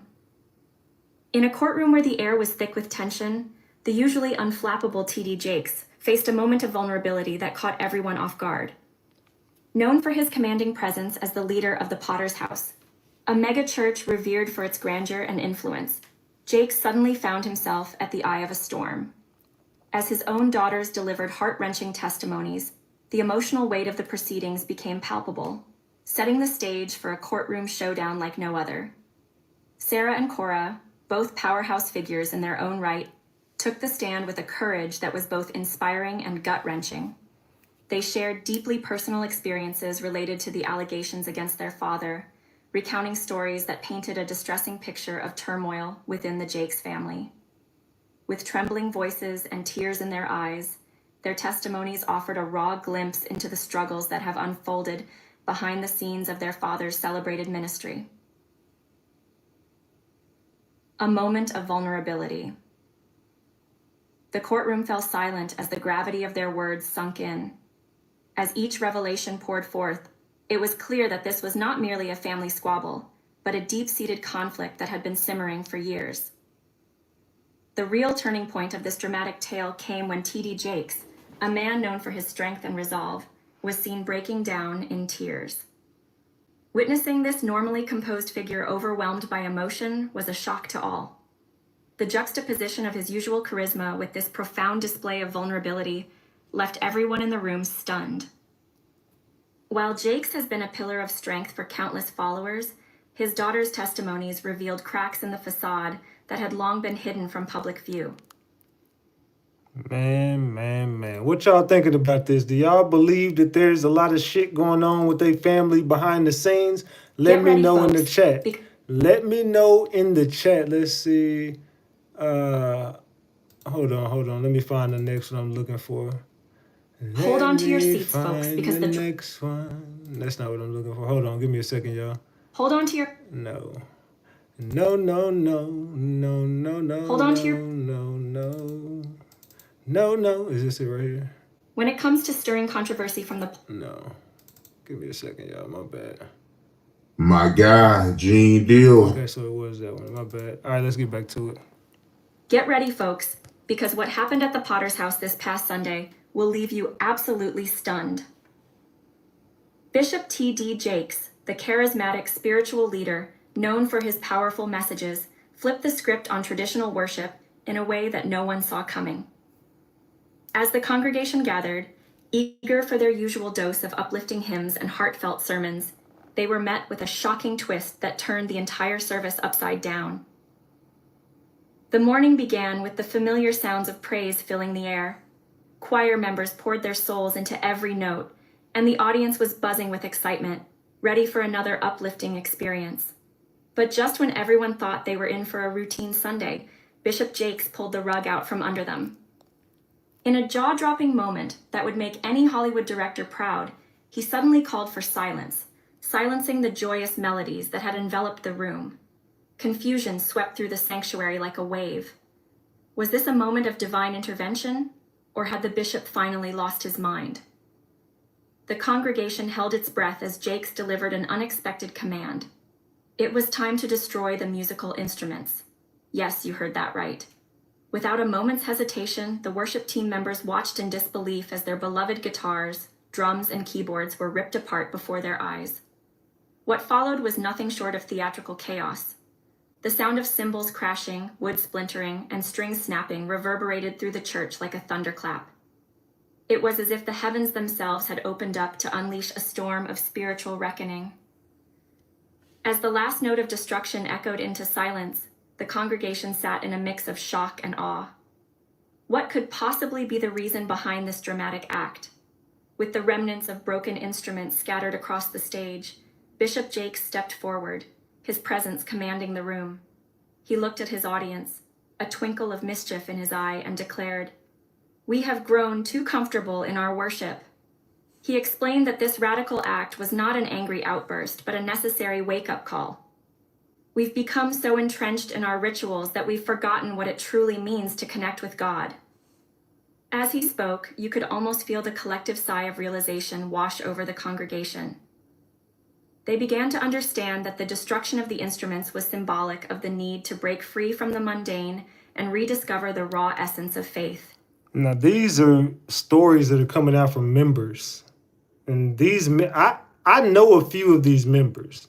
And I'm going to just put it like this. There's some of these members behind the scenes don't fuck with TD Jakes, and they really voted him up out of there. This is what allegedly went down. They really just did not rock with him no more. A lot of people would stop coming to the church. A lot of people started canceling memberships. A lot of people just stopped rocking with TD Jakes, especially after the Diddy thing. The Diddy situation is what forced him to step down from being the pastor anymore. He didn't preach anymore because everybody found out what he had to do. He wouldn't answer to none of the shit. And people had real questions like, okay, you might not want to get on social media and address this stuff, but you need to address us about this. Why were you at these parties? He decided, he didn't want to speak about it. So he decided to step down and let Sarah take over. That's why he ended up coming back today running this play, because Diddy's coming home. His ties to Diddy is what got him up out of there, and his ties to Diddy is why he's scared right now. His ties to Diddy is why he is afraid right now. Hold on to your seats, folks, because the drama unfolding in Hollywood just hit a fever pitch. Tyler Perry, the media mogul who has become synonymous with success and resilience, is finally lifting the veil on some scandalous secrets that are sending shockwaves through both Tinseltown and the Christian community. Get ready as we dive into a whirlwind of gossip, revelation, and the unexpected dynamics of Perry's relationship with the iconic Bishop T.D. Jakes. For years, rumors have swirled around Tyler Perry, suggesting that he might be gay. It's the kind of Hollywood chatter that feels as familiar as a favorite song. Everyone seems to know it. His friends, colleagues, and even industry insiders have whispered about the complexities of his sexuality. But now, Tyler Perry is flipping the script, turning hushed whispers into an open dialogue. It's a classic case of, I know you know, but now we're saying it out loud. In a bold and unprecedented move, Perry has chosen to candidly discuss his relationship with T.D. Jakes, a powerful pastor known for his vast influence. For years, there have been murmurs about a deeper connection between the two, but Perry's revelations add a sizzling twist to this ongoing saga. He hinted at past experiences that have left many questioning the true nature of their friendship. including shocking allegations that Jakes allegedly lured him into sex parties. Yes, you heard that right. Sex parties. But wait, this story isn't just a juicy gossip column, it raises serious issues. Perry shared his struggles with feeling the need to protect himself from unwanted advances, revealing that he even recorded conversations to safeguard his career. Salute to Sick with it for that honey bun. I appreciate you. From earlier, my bad. I just clicked on it, my bad. But still, salute to you, man. Salute. The very idea of sexual harassment, especially from someone as powerful as Jakes, sparks fiery debates throughout the industry and beyond. Could it be a mere coincidence that these revelations surface during a time when both men find themselves under the intense media microscope? Do y'all believe this is true about Tyler Perry and TD Jakes? Drop the gems if you do believe it. Drop the caps if you like. No fucking way, y'all. The fallout from Perry's admissions has been nothing short of explosive. During a recent appearance at Jakes' church, he didn't just sit in the back. He boldly took center stage, commanding attention and challenging anyone who dared to question his integrity. The dynamic between the two men has now shifted dramatically, transforming them from associates to potential adversaries. Imagine the scene. A packed church, cameras flashing, and the air thick with tension as Perry lays bare his truth. Man. This dude, he got so many damn secrets coming out. That's why he did that Wendy Williams ass shit he did today. He got so many damn secrets about to come out. Diddy got this man running under a damn rock right now. Double tap that screen. Let's get this to 800 likes. Double tap that screen. Man, this dude Diddy got the world shook right now. This man got up there and faked a damn stroke/heart attack because he's scared of what Diddy know. He heard Diddy was coming home tomorrow. That motherfucker said, you know what? Let me go out of retirement to go back into it. To your hats, folks, because a scandal of epic proportions is sweeping through Hollywood and the religious community alike. The names TD Jakes, Steve Harvey, and Marjorie are now tangled in a whirlwind of shocking revelations that could change everything. Grab your popcorn, because this isn't just a gossip column. It's a full-blown drama that'll have you questioning what you thought you knew about these high-profile figures. It all began with the bombshell lawsuit against music mogul Diddy, filed by none other than Cassie Ventura. Her allegations against Diddy are jaw-dropping, accusing him of sexual assault and trafficking, claims that could send ripples through the industry. But wait, it gets even crazier. According to insiders, Cassie isn't just throwing darts in the dark. She's supposedly handed over tapes that could implicate none other than TD Jakes himself. Yes, you heard that right. Bishop Jakes, the man known for his soul-stirring sermons and steadfast faith, may have been seen at Diddy's infamous parties, where the atmosphere was anything but sanctified. Imagine a bishop at a party where the devil's work is afoot. This isn't just a wild rumor. It's a narrative that's turning heads and raising eyebrows. Could these tapes be the key to unraveling Jakes' meticulously maintained image as a man of God? The implications are staggering, and the public is left to wonder how this might affect his massive following. Could his congregation's trust be shattered? And let's be real, if these allegations are true, they could rock the foundations of the church, leaving many questioning their faith. But hold on tight, because we're just getting started. As if the Jakes scandal wasn't enough to chew on, enter Steve Harvey, our favorite comedian turned talk show host. Sources say that Jakes' connection with Harvey might not be as innocent as it appears. You see, while we all know Steve for his laugh-out-loud moments and inspiring words, whispers of a deeper bond between him, Jakes, and Marjorie have started to surface. Could this trio be hiding secrets of their own? What kind of behind-the-scenes relationships are at play here? The grapevine is buzzing with speculation, suggesting that their friendship goes beyond mere camaraderie and could hint at a web of collusion that reaches into both the entertainment and spiritual realms.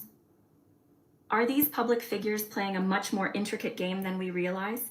Oh yeah, hell yeah, they playing a deep game, a deep web of lies, deceit. These people are very deceitful. Hold on to your pews, folks, because what unfolded last Sunday at the Potter's house in Dallas, Texas, was nothing short of a Hollywood-worthy drama. And no, I know a lot about this shit because I'm out in the Dallas area.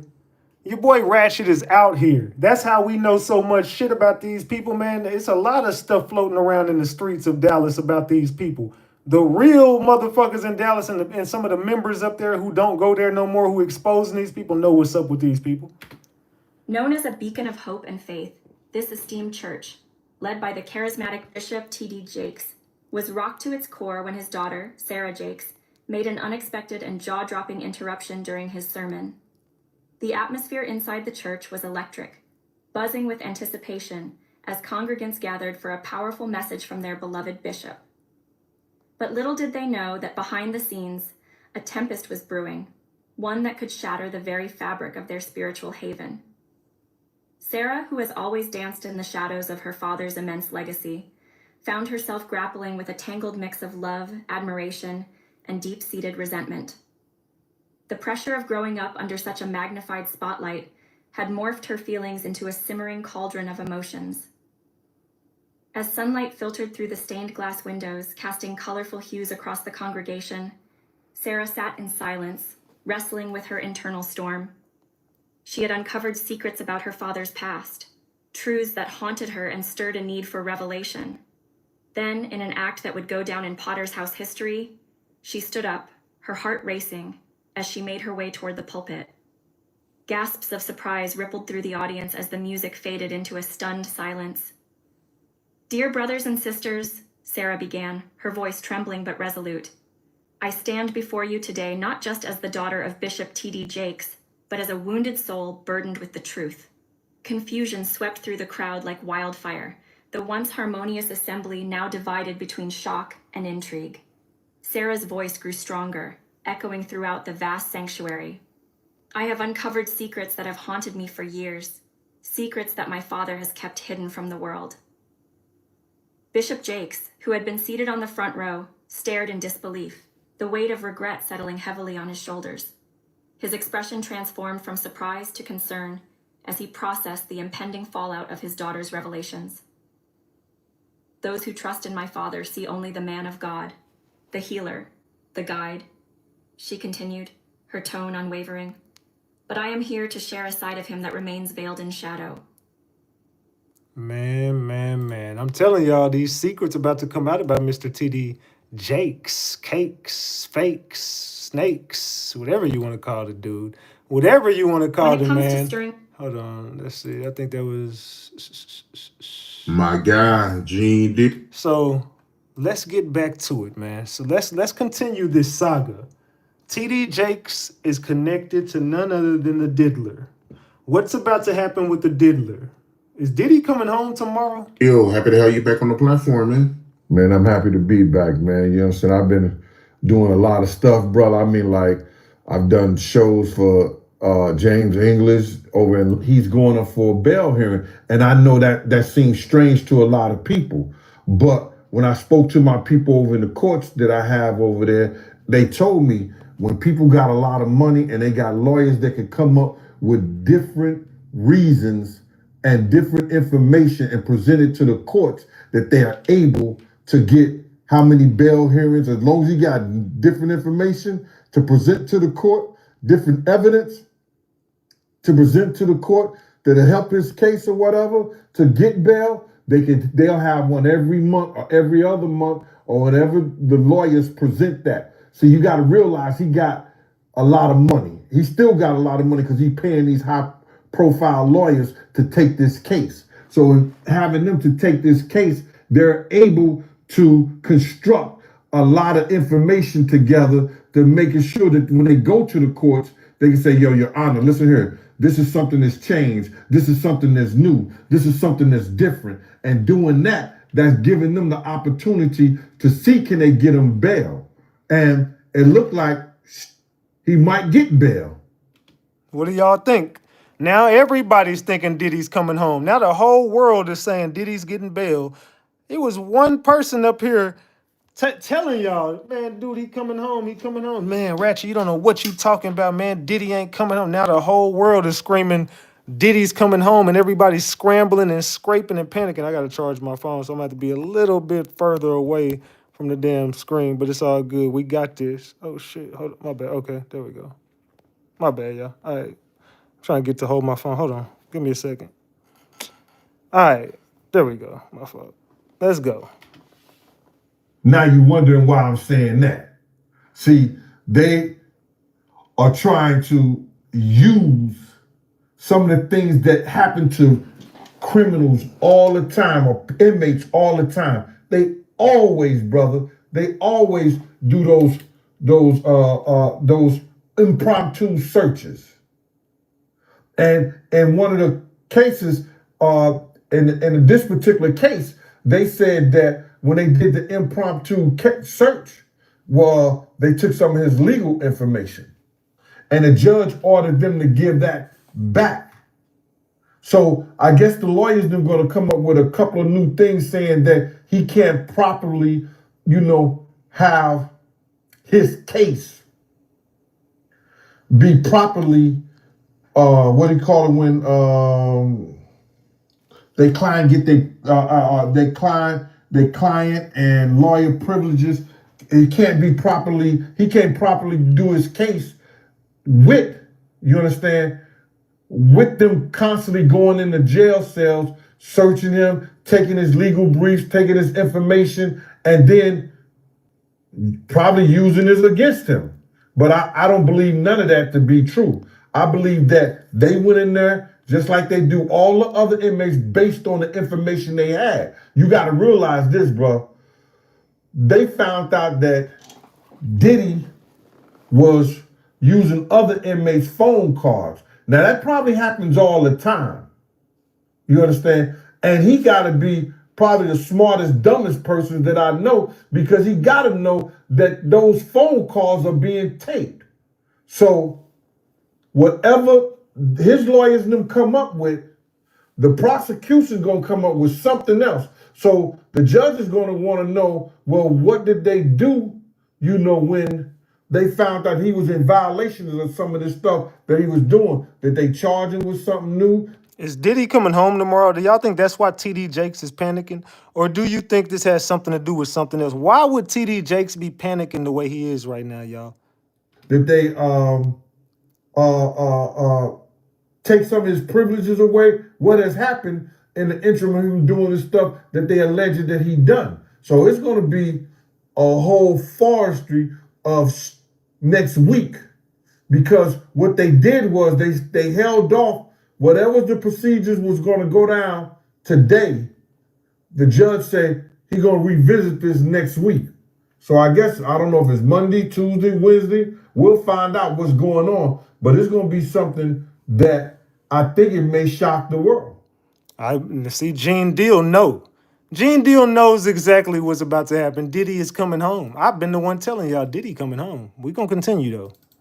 Wow, so he might get out. I think that he shouldn't be out if a third of the information that they got, if a third of the information they got is right, he shouldn't be out. But see, this is what people don't understand about the federal government. This is what the people don't understand about the Southern District of New York. When they come and get you, when they decide to lock you up, they already won their case. So all these people out here thinking that they don't have a case and they don't have nothing, you got to understand what they're dealing with, brother. You got to understand what they got. Check this out. Do y'all think they got a case against Diddy? Drop the gems if you think the feds got a case. Drop the caps if you think they just freestyling and you don't think they really got a strong case. What do y'all think in the chat? Did they have a case on Diddy right now? Drop the gems if they do. Drop the caps if they do not. Diddy is a multi-millionaire. He's a multi-millionaire. If he wins this case against them, look at all the business that he lost. Look what they made him look like in the public eye. He could bankrupt. he could bankrupt the government on lawsuits. Not really, but you know what I'm talking about. The thing about it is this. They know they already won their case. He's going to have to plead guilty to something. Maybe the guns.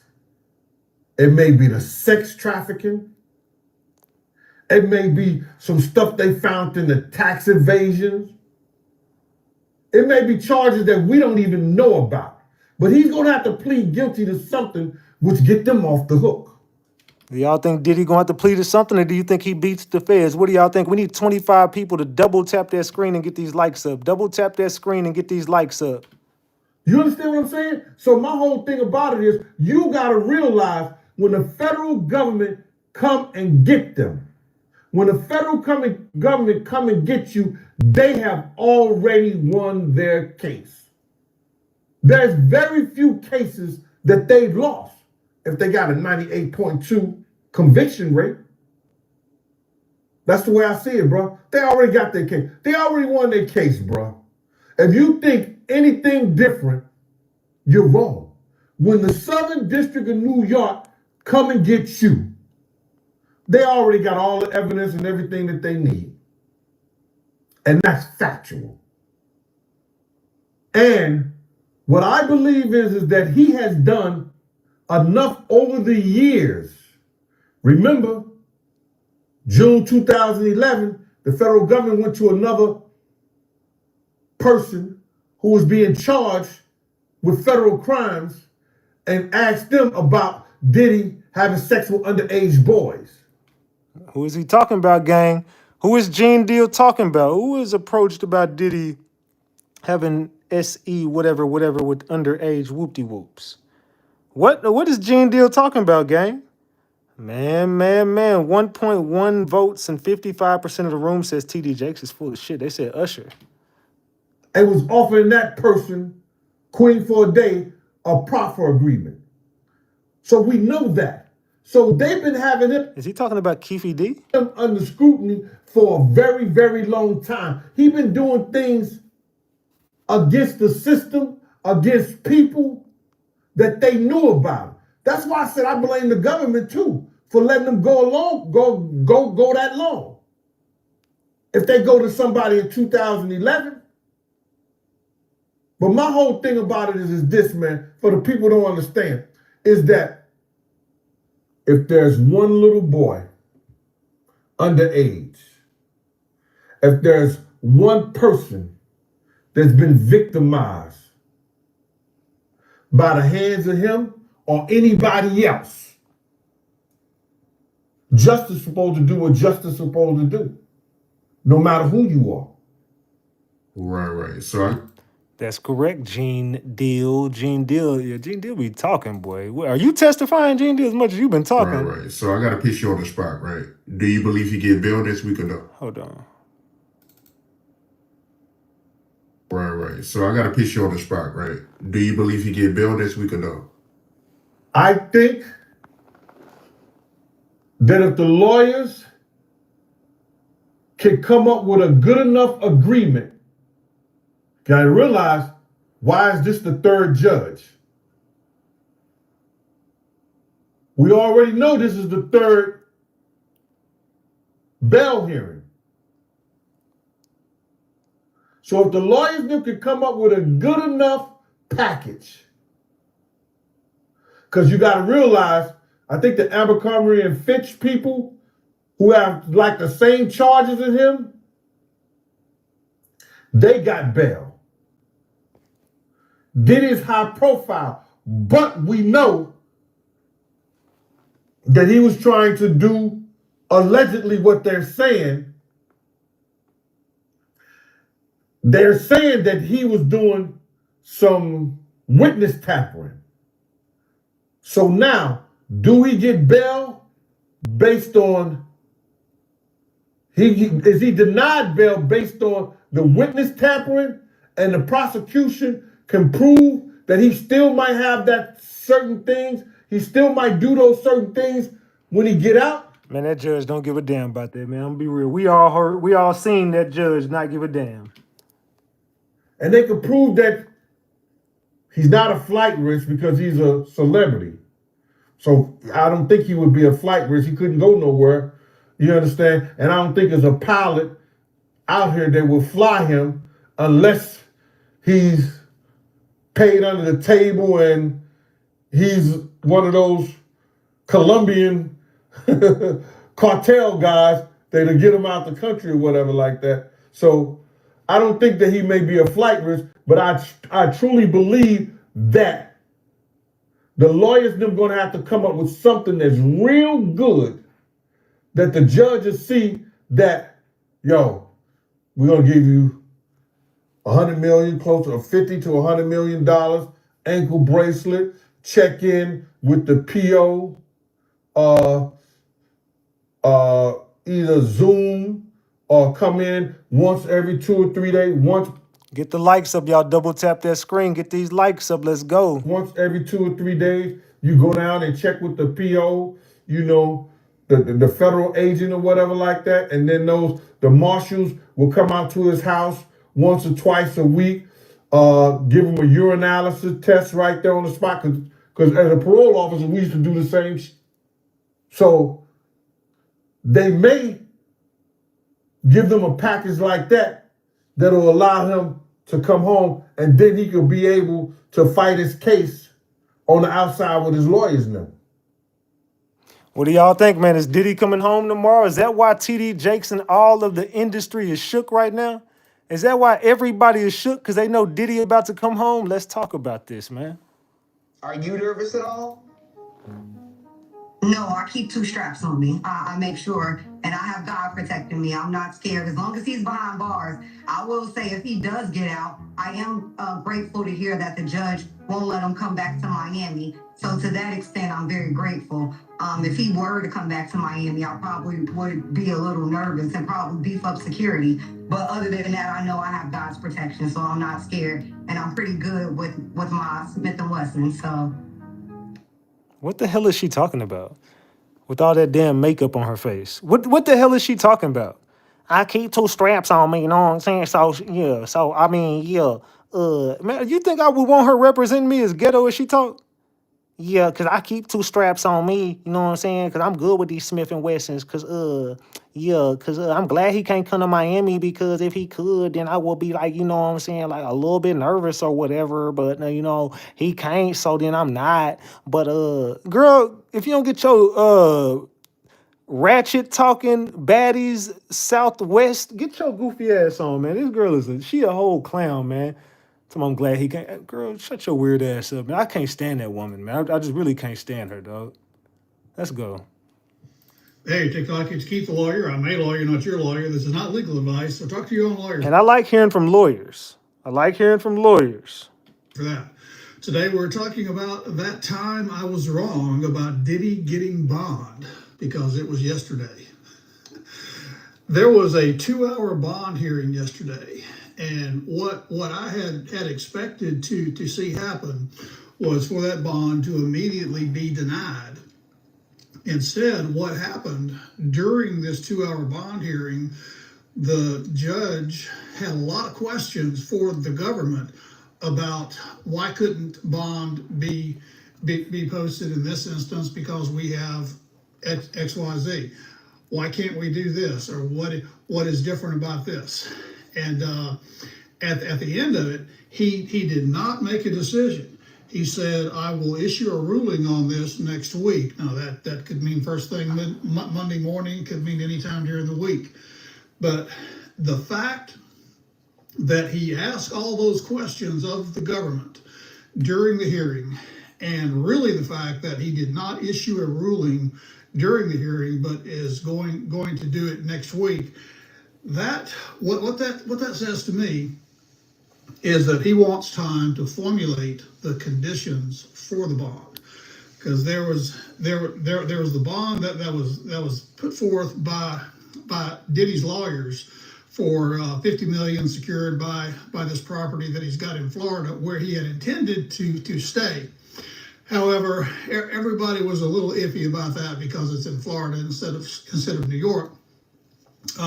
So it comes out during the hearing that Diddy also has this 3-bedroom apartment in New York, and that he could stay there, which I kind of think was the plan all along, was to have the Florida thing out there and say, oh, well, if you don't like that, then he can stay right here in New York, which is, I believe, that is part of what the judge is going to do. So I'm now altering my earlier prediction that Diddy would not get bond, and I think he is going to get bond. I'm surprised, but right now, that's what I would say is that we're going to see Diddy get a bond next week. All right, stay tuned for more. Thanks for watching. This is Keith the Lawyer. What do y'all think, man? I'm telling y'all, all the lawyers are now speaking up saying, okay, yeah, it is looking like he getting a bond. It is. He's a fall guy right now. And I've been told y'all he was getting a bond. I was the one telling you he was getting a bond. It's not one celebrity that he hung with is speaking up for him. Snoop and Puffy was so close. Closer than most. Really? They would do things together and party together and do things that it was uncomfortable for two men to be that way. Whoa, what did Suge Knight just say? Wait. What the hell did Suge Knight just say? He's a fall guy right now. It's not one celebrity that he hung with is speaking up for him. Snoop and Puffy was so closer than most. Really? They would do things together and party together and do things that it was uncomfortable for two men to be that way. Clark and Trey, Russell Simmons, You think everybody knew what Puffy did. This is the big question is this. If that one person didn't know that Puffy was Usher, if that one person didn't know what He said there's not one person that didn't know Puffy was smashing Usher. Everybody knew. Everybody knew what Puffy did. This is the big question is this. If that one person didn't know that Puffy was Usher, if that one person didn't know what the saddest thing in the world is what they did to Justin Bieber. What was that? What'd they do to him? Because there's a lot of speculation out there, but nobody. I mean, I've heard things, but what did they really do to him? That's funny. When he was a kid. I hate to say that, but I hate to say that because I really like Justin Bieber. I feel bad for Justin Bieber. And this is when that happened. If Justin Bieber came from a wealthy family.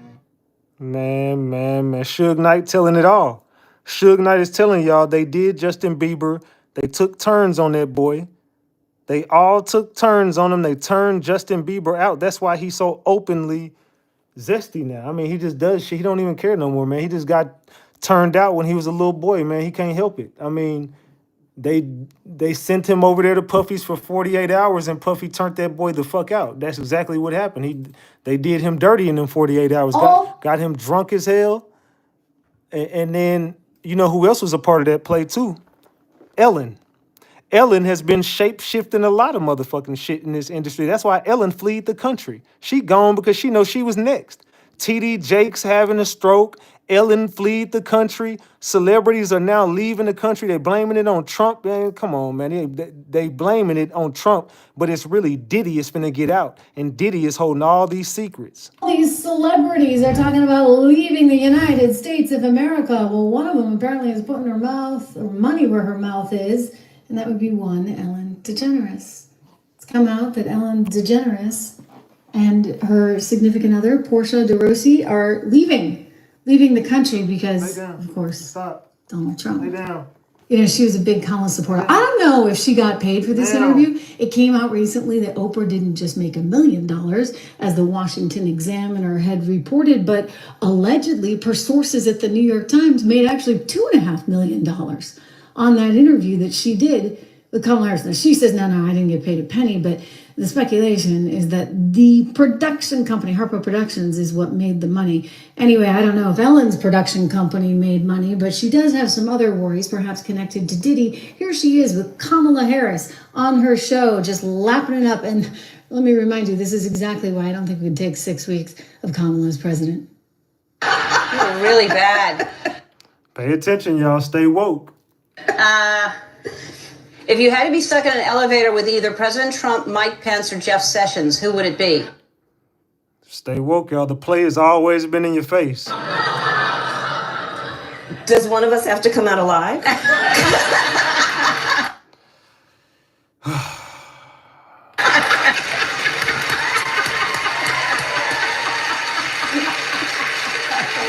Someone said, I hope you don't think Trump is a good man. Look, I don't even know what the hell you talking about. I didn't say nothing about Trump.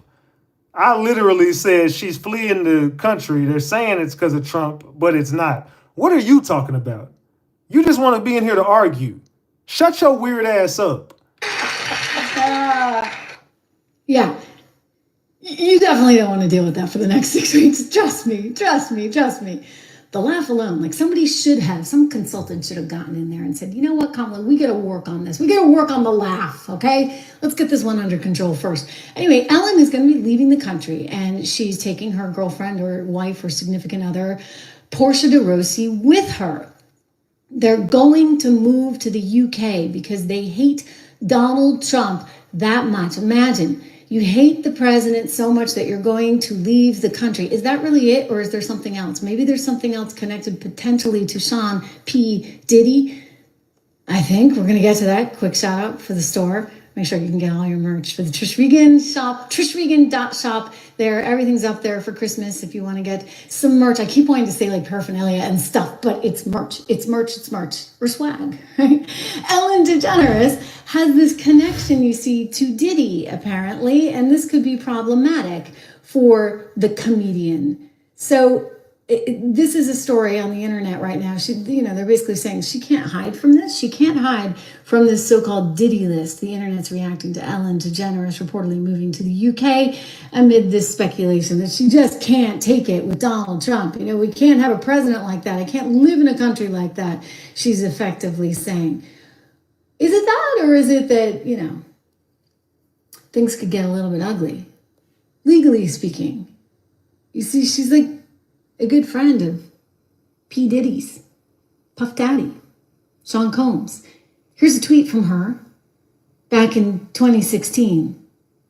11/4/16. Happy birthday, P. Diddy, Puff Daddy, Sean Combs, or as I call him, Cuddle McSnuff Stuff.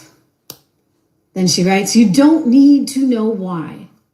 Oh, I don't want to know why. I mean, given what we've heard about those rather infamous parties, which she apparently went to. Lay down.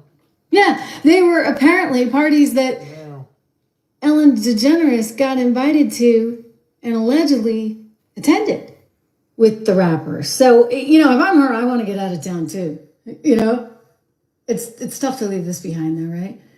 This is their house, some $96 million it's reportedly worth. This is her Montecito home, and she's hightailing it out of the country over to the UK because she just doesn't like Trump. Or maybe she's worried about something else. I'm just asking. I'm not saying. I'm just asking. There's some strange friendships that Diddy had. Very, very strange friendships. What do y'all think about that? Ellen fleeing the country, blaming it on Trump. I think she got a connection to Diddy and the Diddlettes. Good evening, Patriots. Happy Saturday night. This is your little nightcap before you go to bed.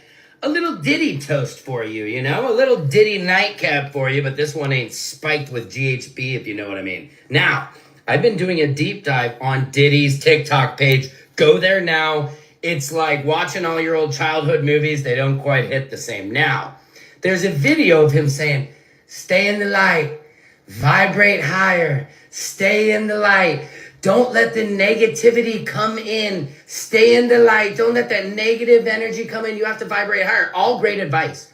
All great advice, Diddler. Actually, we're in agreement with the Diddler for once, except this is not real. It's not real knowing what he's done.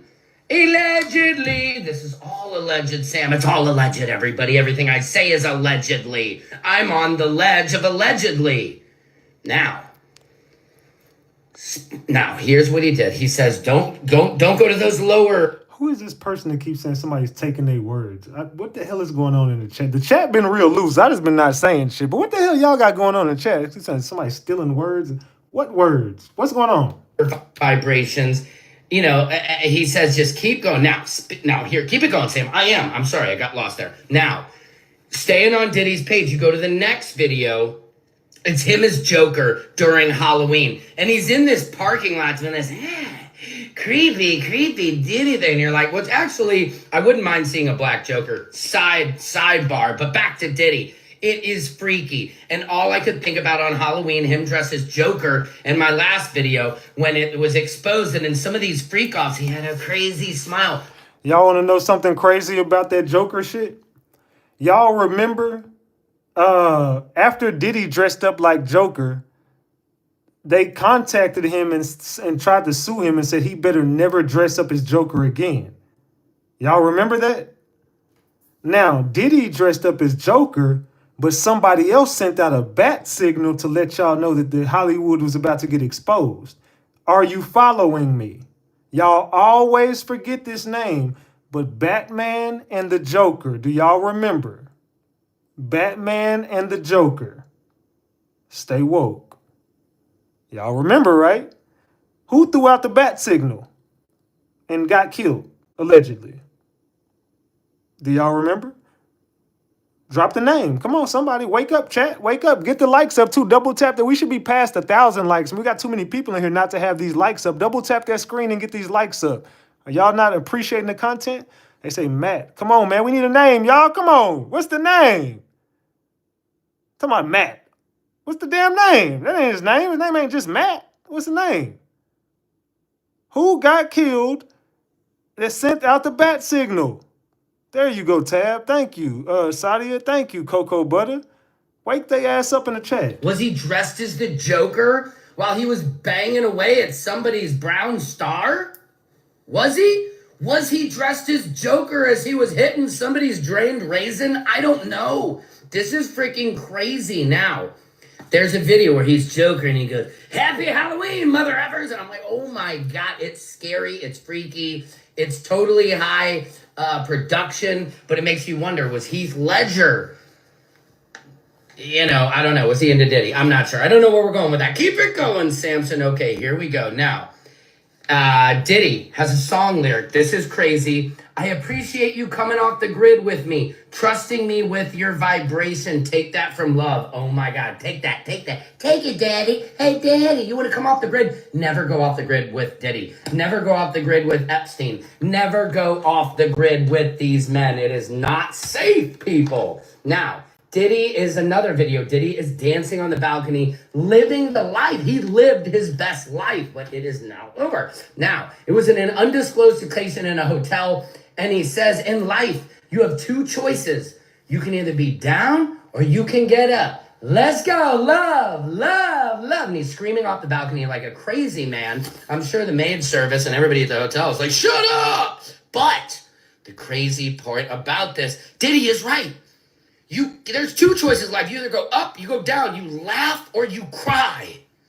So he's not wrong about that, but it's all sick. Now knowing what we know about him, all this life advice, I'm not taking it from you. Huh? It's like taking life advice from Charles Manson, and I won't do it. This has been your Saturday night titillation. I hope it titillated all your titillations. I love all my loyal Patriot followers. This is Secret Service Sam, Samson for president. Man, that dude got a lot of energy. I think he might have did Tootsie a time or two. He might have done Tootsie. I'm just going to say that. Diddy is high profile, but we know that he was trying to do allegedly what they're saying. They're saying that he was doing witness tampering. So now he denied bail based on the witness tampering, and the prosecution can prove that he still might have that certain things. He still might do those certain things when he get out, and they can prove that he's not a flight risk because he's a celebrity. So I don't think he would be a flight risk. He couldn't go nowhere.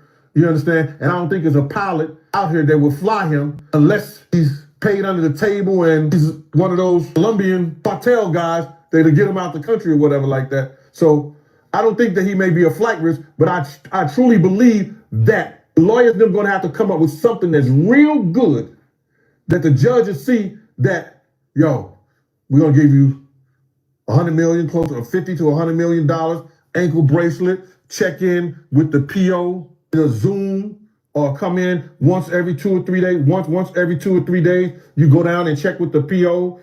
They may give them a package like that. Oh yeah, he getting a package deal. Diddy is getting the hell out of jail. So for all those people who said he wasn't coming home, count your days, because here he come. Hey guys, I'm here to give you exclusive updates on what's going on with Diddy and the bail situation. As of an hour ago, I spoke to my attorney, and as I explained in previous videos, my attorney works within the jurisdiction that's prosecuting Diddy. And right out of my attorney's mouth directly, he told me they're leaning towards giving Diddy a bail. Why? Because there are people in similar cases, even worse cases than Diddy, and they got bail. Plus, the judge is extremely frustrated with the way the prosecution is trying to gather witnesses. It's looking desperate and really bad on behalf of the prosecution. So there you have it, guys. They're looking towards giving Diddy a bail as early as next week. Remember, I told you before that Diddy might walk from this. As much as you guys might feel about it this way or that way, the judge cannot convict somebody on speculation. It has to be based on facts. And right now, it's looking like they might give him a bail early next week. Get in the comments, guys, and let me know what you guys think about Diddy getting a bail next week. Let's talk about it. Hey guys, if you're looking to... I told y'all. I've been saying this, man. Diddy is getting out of jail, man. Y'all might not like the dude, but he coming home. You might not like it, but he coming. Is your client fearful if Diddy does? Why does it keep putting it on like that? Give me a second. Is your client fearful if Diddy does get out? As you know, I represent other clients, actual victims who have sued Mr. Combs, Diddy, in civil court, and all of them are very apprehensive about their safety if he were to be granted bond. I am confident in the court. I am sure that the court will remain with their previous decision of no bond. I feel like the judge only gave this, let me think about it, just to not make it as obvious. But I have all the confidence in the world and the federal court in the state of New York that they will remain keeping Diddy under no bond, and that all of the victims in this case will be able to proceed sooner rather than later. Yeah, and you mentioned, I mean, you don't just represent this man, you represent other... What do y'all think about her? Do y'all like her as an attorney? Alleged victims too, and people involved. I mean, tell me the truth. What do y'all think about this lady? Have there been any threats made against any of your clients? There have been threats from people on the internet, but not from, at least what we don't know, from Diddy to be directly. So my clients have, Mr. Burgess has received several death threats. My client, Mrs. Parham, has been receiving threats, but we don't know if they're just regular people from the internet or if they're actually people who were sent by Diddy. See how she just be up there lying? Do you have any idea where the threats are coming from? I mean, have you done any investigation? Well, most of the investigation leads us to a lot of burner accounts on Instagram, and we're trying to now sift through possibly working with law enforcement to try to get subpoenas to determine the IP addresses of where those threats were emanating.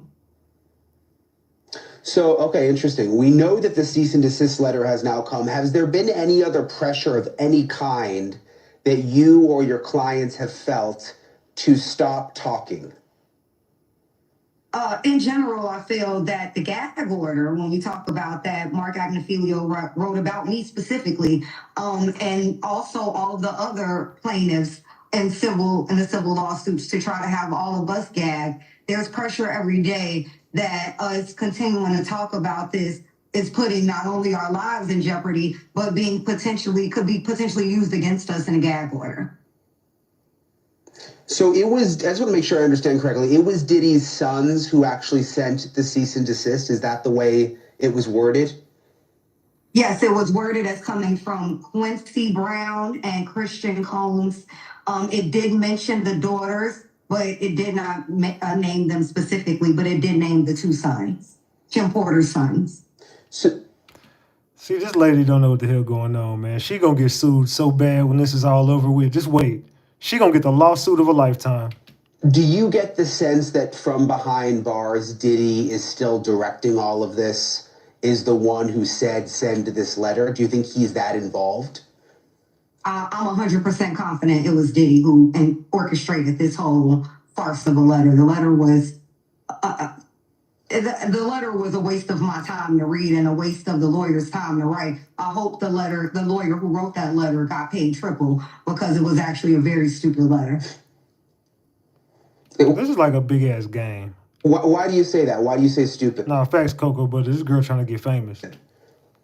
Well, because they contradicted themselves in their own letter. In one breath, they're asserting that these sons have copyright, they're the copyright owners, and that Courtney is not the proper copyright holder, and then in the same breath is calling Courtney a liar and saying that the work they're saying they're the copyright owner of is a fake.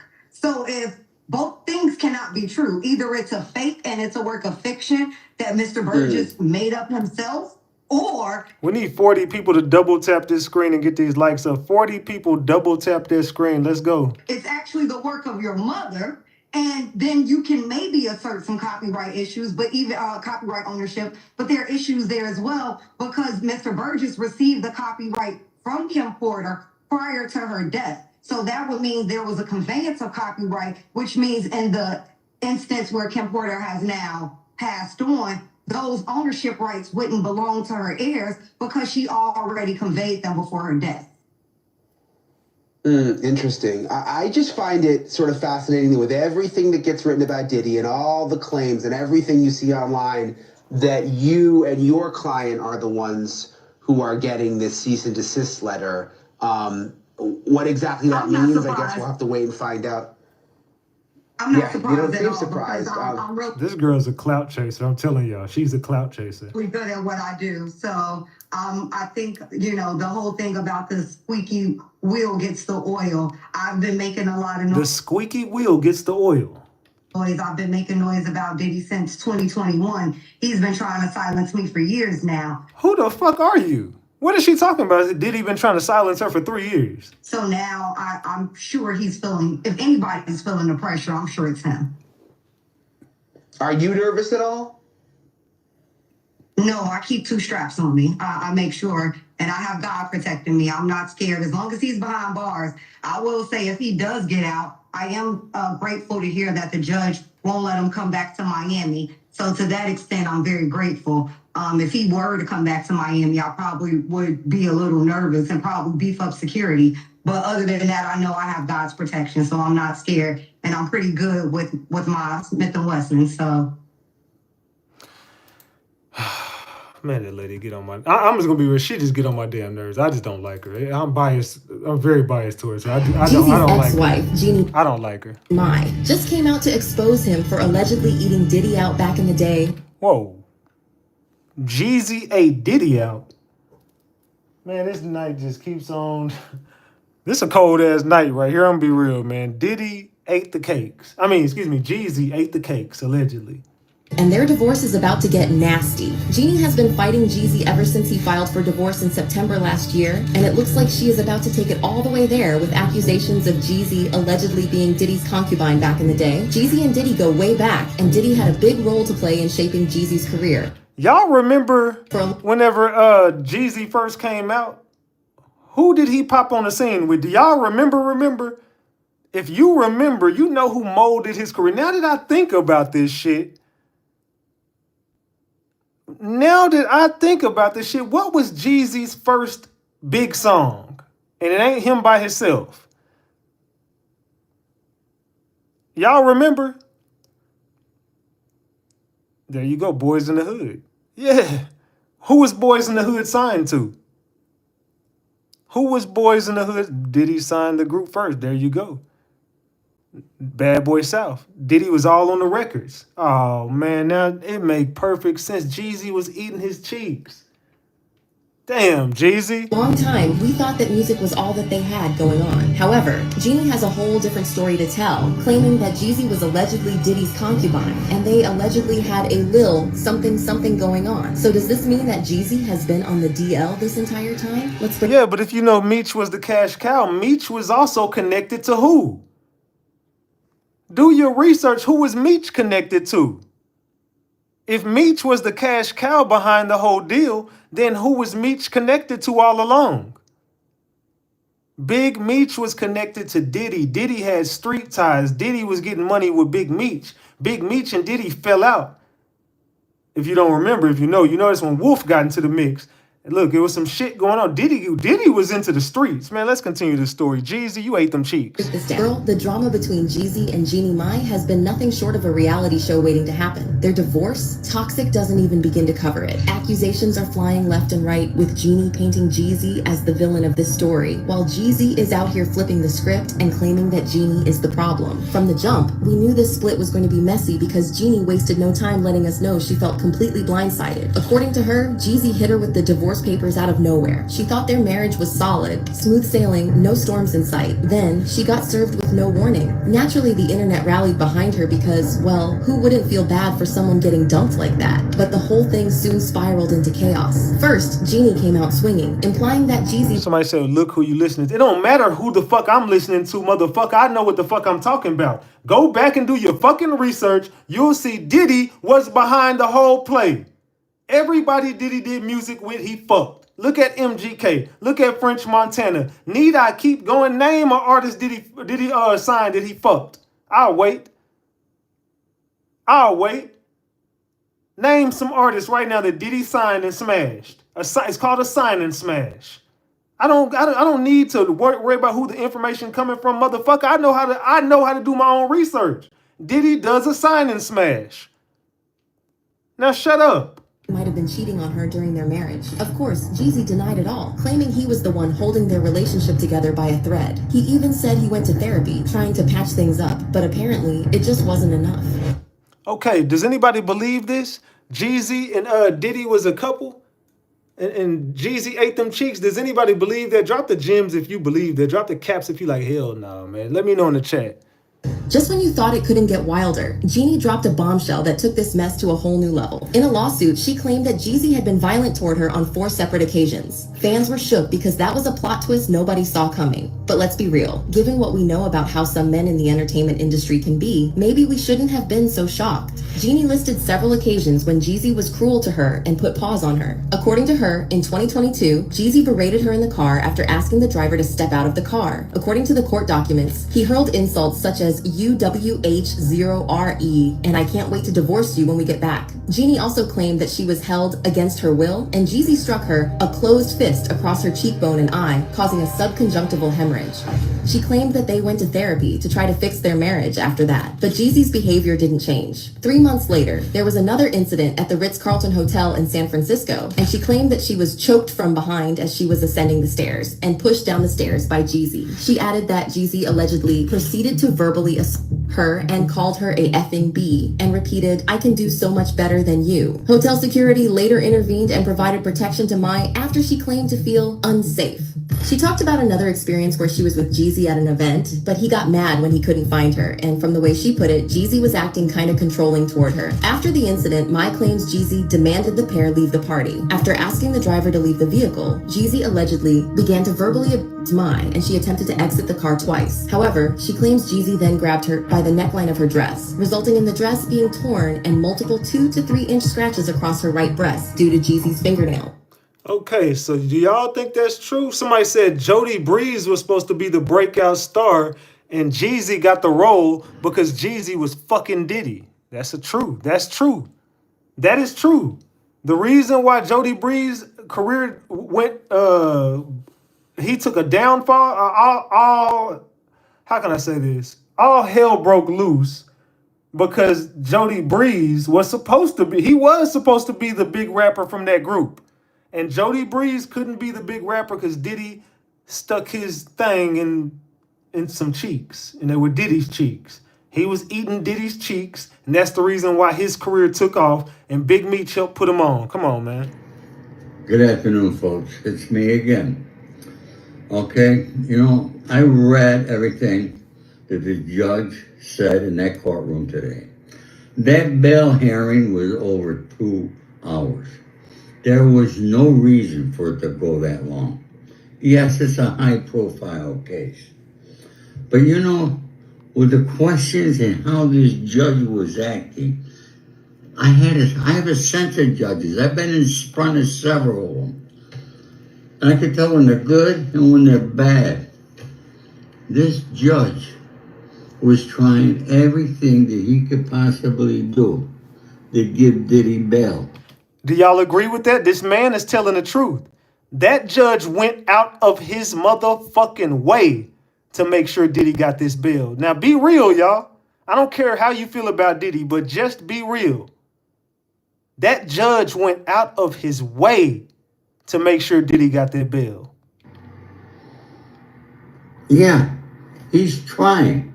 It's obvious that he's trying to come up with a good reason to give Diddy bail. Yeah, I had a feeling they would deny him going to his home in Florida. But then his attorney said, oh, we got an apartment on the Upper East Side. Oh, the judge, why didn't you bring that up before? This should have been the first thing. The judge should have asked that question, okay? The judge should have asked that question. The lawyers did not have to bring that up. So something's leading me to believe I don't trust this judge. I did a little checking on him. He was appointed by Joe Biden in April of 2023. He hasn't been on the bench that long. He was appointed by Joe Biden in 2023. Joe Biden is connected to, and we know who was endorsing him. Diddy was endorsing Biden. There you go. There's the connect. Didn't I tell y'all this was politics? I've been telling y'all that. See, it takes, no offense to the guy. You're a cool brother. But it takes for people like this to tell you guys something and then you believe it. But I've been saying this shit. I said the judge owes a favor for a favor. I started off this entire case. When this judge got onto this case, I said this judge owes a favor for a favor. This judge knows somebody. This judge is connected in with some shit. Now you find out it's political. Man, come on. All right, but it don't make a difference how long you're on the bench, okay? Normally, judges are very intelligent people, and they can make quick decisions. But to allow this to go on for over 2 hours is ridiculous. Supposed to he's no brother. Man, my brother, I'm not talking. See, get out that slave mentality, my brother. I don't give a damn what color you are. If I say my brother, my brother. You be white, black, Chinese, I don't give a damn. You my brother. Shut up. Shut the fuck up and get a green membership or something. Damn. No. You know, I have a saying that money talks and bullshit walks. So, I don't know if this guy's been paid. I'm just, okay, but why is he trying so hard to give Diddy bail when it's quite obvious to the rest of the country? Hey, Cocoa Butter, go ahead and handle that. He does not deserve bail. Then my next question is, why is the BOP at MDC not doing anything for Diddy using other inmates' phone numbers on their pack, or getting their pack numbers and making phone calls? Any other inmate would have had his phone privilege taken away for 60 days to 60 months. I mean, 60 days to 6 months, okay? Yeah, my co-defendant got taken away for 6 months for doing that. And none of us had as many charges as Diddy's got. I got denied bail 4 times. I didn't have as many charges as Diddy's got. Oh, maybe because I'm Italian. I don't know. Should I cry the Italian card? Folks, there's something wrong. And why is Diddy in general population? Why has not the BOP done nothing? Why? I got a lot of questions here. Can anybody answer them? Please. That's a good question, though. I ain't gonna lie. Someone's like, who's the old guy? He knows something. He really did. But you gotta think about this. Why the fuck would Diddy be in general population when you know he got too much money and people saying they fear for his life? So why would he even have access to other people's phones anyway? Why would Diddy not be in protective custody? That's just pretty weird in itself. You know Diddy ain't living like that. Why would he be out of protective custody? Like, be for real. Why would Diddy be out of protective custody? So 24 hours after P. Diddy's bodyguard made the claim that B.I.G., Notorious B.I.G.'s death was because Diddy and Jay-Z wanted that to take place, he died. Now, I'm not saying they had anything to do with it, so be in my comment section. But what I will say is this, that the music industry is extremely demonic, okay, overall. History on Lucifer. When God created Lucifer, I believe that he was the very first created angel ever, just based on the Hebrew wording and the structure. Hey, we need 10 people to double tap that screen. We almost to 900. We're really almost to 1,000. Let's get this up to 1,000 likes. Let's go. Patterns with him. But when God created Lucifer, Lucifer was created with musical instruments inside of him. He was among the morning stars. He could sing. We know this according to scripture, Ezekiel and other places. When he fell, he was the anointed cherub that covered, but when he fell, salute Sick with it for that 20 piece. Said, let's get these likes up. Salute, salute. He was still gifted, but he wasn't anointed. The Apostle Paul called him the God of this age, the God of this earth, the God of this world. And as he did Jesus, he went up to Jesus, tried to get Jesus to, hey, if you do this for me, if you bow down and worship me, I'll give you these riches. Jesus, of course, denied it. But Satan's going to go to other people, and people are going to answer. And then boom, he gives them all these riches. Some of it is in the music industry, which is a key specialty of his. So it doesn't surprise me that all of this stuff happens, and the stuff that's already been proven with P. Diddy, you know, and with proof and, you know, all of that. You know, he disses God. There was an interview I saw him talking about, keep God out of this. You know, you trying to go to church, you know, and all that type of stuff. No, that's not, no. I pray he repents, you know, but he is one of the many direct tools in the hand of Satan in the music industry. So this stuff doesn't surprise me directly or indirectly, be it Diddy directly or be it Satan directly. There's Satan directly through Diddy, you know, any of that, or Jay. So keep all that stuff in mind, all right? If you like content like this, you can follow for more as always. Now, the deadline is 5 to 6 days. So what y'all think about that? The deadline. I don't know, man. There's a lot of satanic rituals going on in this damn music. So Ellen DeGeneres and Portia de Rossi have finally left the country. One of the few celebrities that owned up to what they said. And they claim that they left, hang on a second. And they claim that they left because of Donald Trump as president. They can't live in a country where Donald Trump is president, and it had nothing to do with anything else. Why does this keep going back to this stuff? But yeah, they left for Donald Trump reasons only, no other reason, just Donald Trump. So anyway, thank you for sticking to your word, Ellen and Portia. I appreciate it. There we go. Yeah, thank you for sticking to your word. Have fun over there. Yeah, we all know what the hell going on. Ain't nobody in this room stupid. We know exactly why y'all left. What is the date today? I completely, and Thursday. What is going on, Ellen? Why are these kids on Epstein Island with you? Why are these kids on this island with you? Thursday, I was completely wrong, wasn't I? I had the dates wrong. You got the dates wrong. Why are these kids here and what's going on? All this time. Diddy, come on out. Oh, Lord, this could just what the kids needed. Diddy.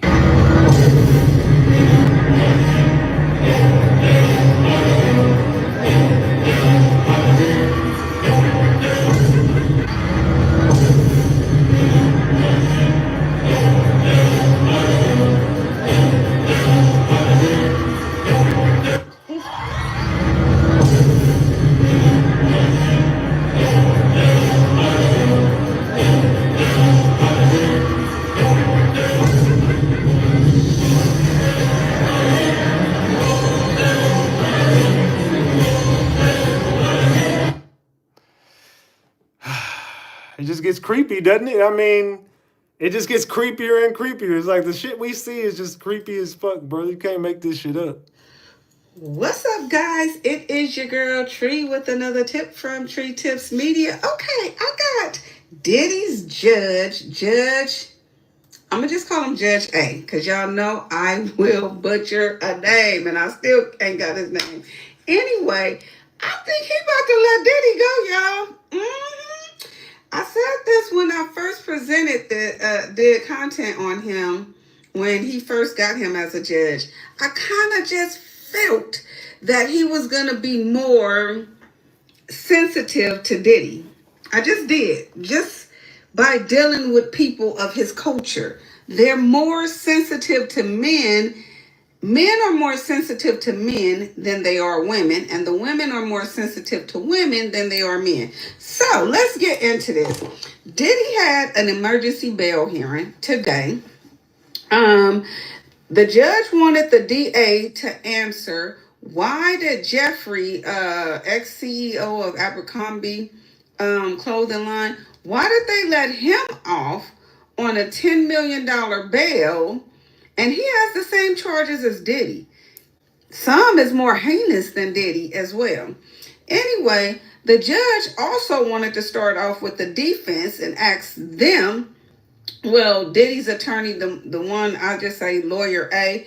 Anyway, he lied to the judge basically about the legal past, the documents that they found in Diddy's cell when they raided it. He told the judge that on both of those pads had legal at the top.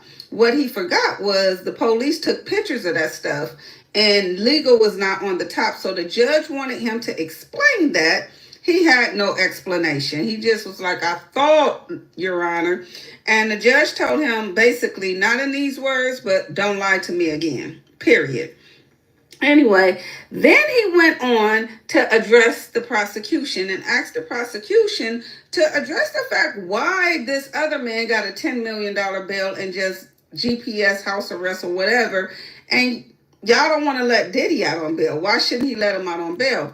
Well, the prosecution tried to say that this Jeffrey character, his case is totally different. They wrote a letter to the judge explaining the difference in both of their cases. No difference. I didn't see any difference. I read the letter. They tried to put in there that allegedly Diddy used a gun. Somebody said he had a gun.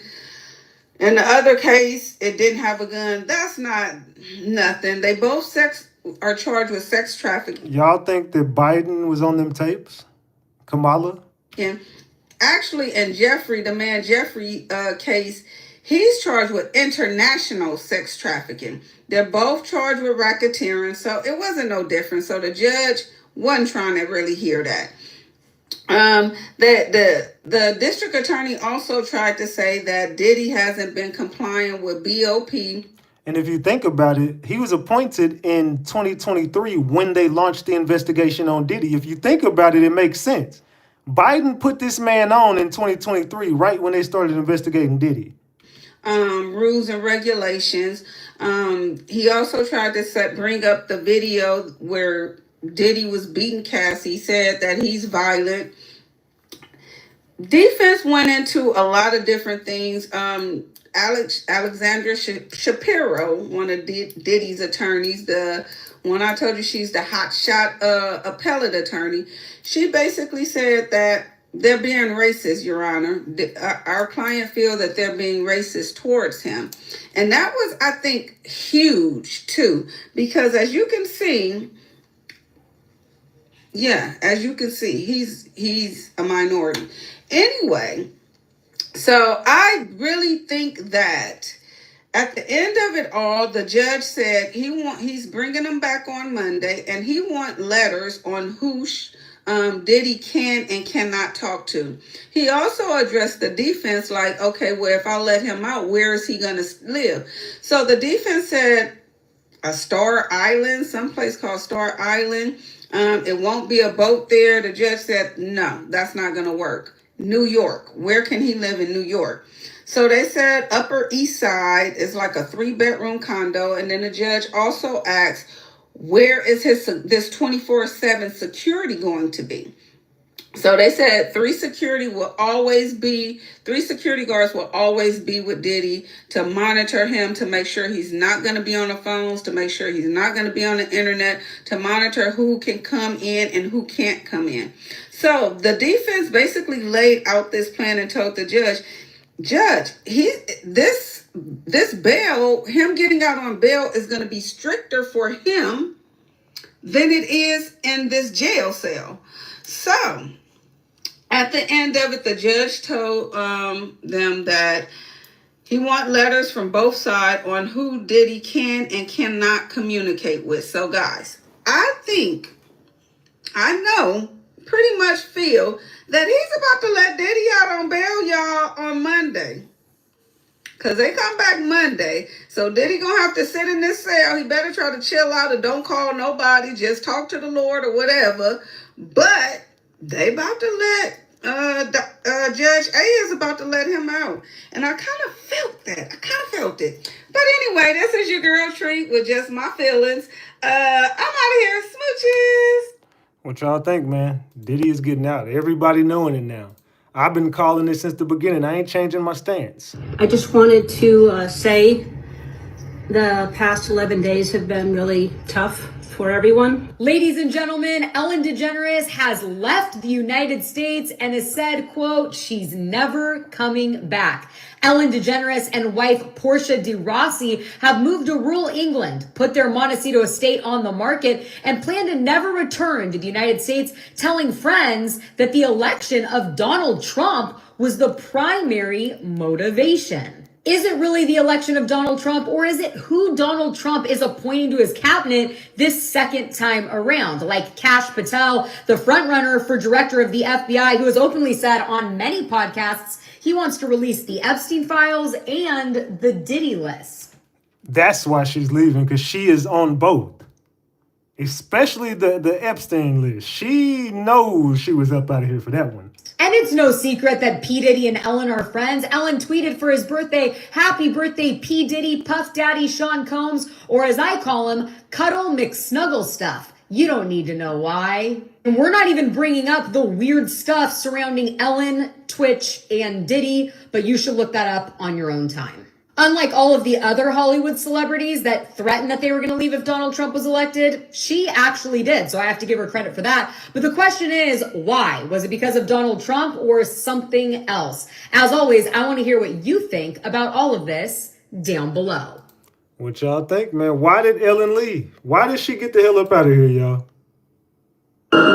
Recently, Sean Diddy Combs has been under fire for several allegations of intense criminal behavior dating all the way back to the 90s. Just in March of this year, these allegations led to his homes in LA and Miami being raided. This has supposedly left many of his friends scared of the fallout. Now, Ellen DeGeneres is being scrutinized for her connection to Diddy, and you'll never believe just how bad some of her old comments about Diddy make her look. There has been a lot of talk about many of Diddy's alleged crimes happening during parties that he would throw in his homes. These allegations against him range from disturbing illegal firearms and substances, as well as essay and the solicitation of women in a harmful way. Through all of these allegations, people have now started to dig up some old clips from the Ellen DeGeneres show. Over the years, Diddy appeared on Ellen's show several times, and she also mentioned enjoying having good times with him. In one video uploaded to TikTok, a user cut together several clips from the show that make Ellen look pretty involved with Diddy and his partying way. The first clip in the video comes from a recent spotting of Ellen by the paparazzi as they asked her if she was surprised about the allegations against him. The paparazzi asked Ellen if she had ever been to any of his parties and mentioned the fact that he had been on her show many times, but she refused to answer them and continued to walk through them before getting into her. Yeah, Ellen says she ain't trying to talk about no Diddy. She got the fuck up out of there. Let's continue. Her name is Ann Keish, and she used to date Ellen DeGeneres from 1997 to, I think, 2000. Now, she was first known for playing in famous soap operas up until she met Ellen and had some really, really hard times during the relationship. And these are some of the things that she had to say. Salute, Rook. I appreciate you for that 4-month membership. Salute. As we got further and further away from me being able to be in public the way that would please, began getting further and further away from my friends and my friendships. And one of the things that concerned me very much was that I was beginning to feel shut off and shut down and shut away. And I told Ellen that I needed to have friends. She said she did not want to have a girlfriend that needed that. And that is the day I left. After her and Ellen separated in 2000, her mental health really declined and she started using substances. She was found wandering in a desert with her bra, and this is when people started to speculate that she did have mental health issues. Now, what's weird is before her passing, Anne had been working on a documentary that was spreading awareness about human transferring, and it was called Girl in Room 13. In August of 2022, Anne had been seen riding around in her car, in West Los Angeles. Now, it was also recorded on home security footage of her driving over 100 miles per hour, and then lost control of the car, where she crashed into someone's home, causing her car to catch fire. After the news had spread, there was a man who had a wig shop who actually had interactions with Ann an hour before it happened. He had just sold a wig to her an hour before the incident had happened and claimed that she was completely normal. It was later said that during that incident, she was stuck inside of the burning car for an hour. Anybody touching the car? Yes. So yeah, there's somebody who's touching the car. Try and get the driver out of the car if we can. But I need you to stay in a safe location. We need to find out about that other person that's in the car. Go this way. I don't know. And this is where it gets really weird and strange. You can see them rolling her body out on the stretcher in a body bag as if she's gone. Now, to anyone who works in trauma or any nurses, doctors, please let me know what you think about this. As they were rolling her into the back of the ambulance, you can see her lift up out of the body bag as if she is trying to escape something. Now, she was transported to the hospital, and they later on the news announced that she was in stable condition. Now, it went from she was in stable condition to her being in extreme critical care, and then mechanical ventilation, to now she's on life support. And then they said that she was brain dead and that they would keep her on life support long enough to harvest her organs because she was an organ donor. And then they pulled the plug 2 days later. Now, my question is, how do you go from stopping by a hair store to get a wig and to driving down a neighborhood over 100 miles per hour, to being trapped in a burning car for an hour, to being carried out in a body bag or a burning bag on a stretcher, bursting out of the stretcher like you're alert, and then passing away? I don't know. Sounds a little sketchy to me. And again, this is just my opinion. I ain't saying that, Ellen is responsible for any of this. But it is weird that she was going to spread awareness about human transferring and then ends up in some odd situation.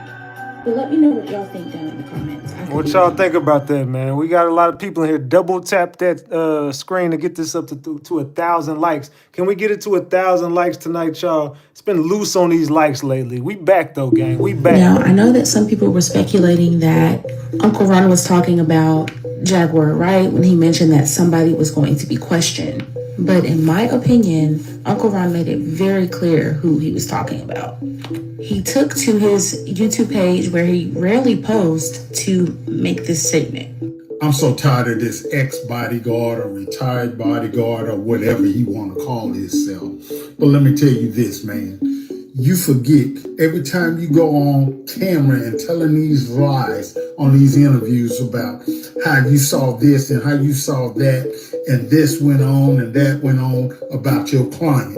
But let me remind you something. You wasn't the only one there. And so when your client go down, your ass going down too. So again, in my opinion, based off what he's saying, he indeed is talking about Gene Dill. So many people have hit me up and asked me different questions about Jaguar Wright. Let me tell you something.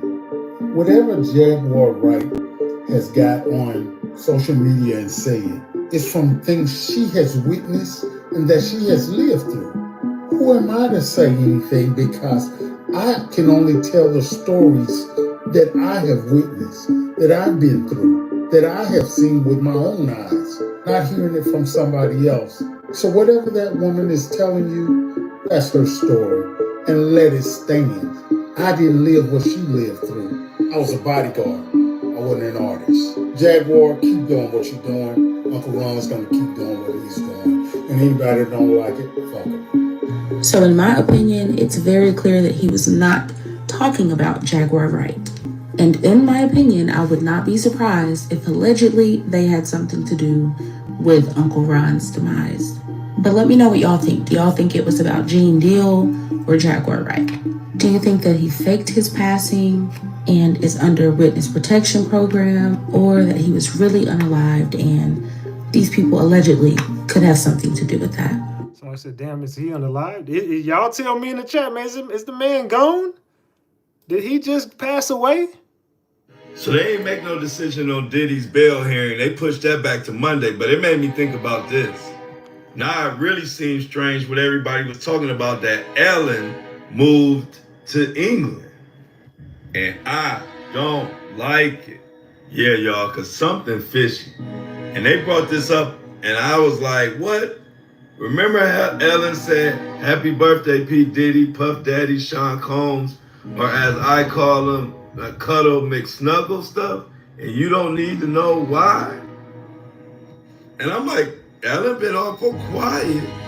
And it wasn't just me thinking that. As this person said, you don't need to know why? Well, too late. Now we all need to know why. Or this person said, this one gonna get scrubbed momentarily. Or this person said, Cuddle McSnuggle stuff, is that with or without baby oil? What you think about that, Mohawk? People even went on to say, did you ever notice that Ellen's studio set always looked like the Jeffrey Island? So while we all waiting to know next week if the Mohawk Diddy survived and Diddy Kelly will be out on bail, I'm with the rest of the internet like, does Ellen know something we don't know? This shit getting crazy. I got a lot to say on my podcast. What y'all think, man? It's getting spooky. I ain't gonna lie. This shit's starting to get borderline fucking scary. I ain't gonna lie.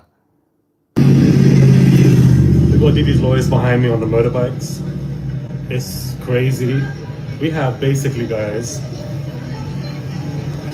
5 new lawsuits that have hit Diddy, and 3 of them are from John Does. And John Does are obviously men. 2 of them are from women. And these details are very horrific. Very, very horrific indeed. A lot's happening, and I just want to give you guys a trigger warning before we get into these. That's probably another John Doe right now on the damn motorbikes, because this last 2 days have been hectic. I'm sick and tired of everything going on with Diddy. Hey guys, that's Morale daily and consistent content. Let's get into this video. Before we do, I need to get changed. I did buy some clothes, and I'm going to show you guys what I bought. Okay, so this is the fit. This is the fit. Man, bro, we don't care But about he your could damn not do fit. so because of the substances that he had taken. Diddy allegedly continued to R-word him whilst wearing a disturbing smile. John Doe said the drugs in his system made it impossible to fight back. He said he woke up the next day, was handed his clothes back, and was escorted out of the residence to be dropped off at a nightclub. The other new accuser, going by Jane Doe, claimed she was handed a lace drink and that she was made to perform oral on 6 people of a security team and himself in a black limousine. She claimed that she wasn't allowed to leave until she gave everyone oral, and that throughout the assault, Diddy kept calling her.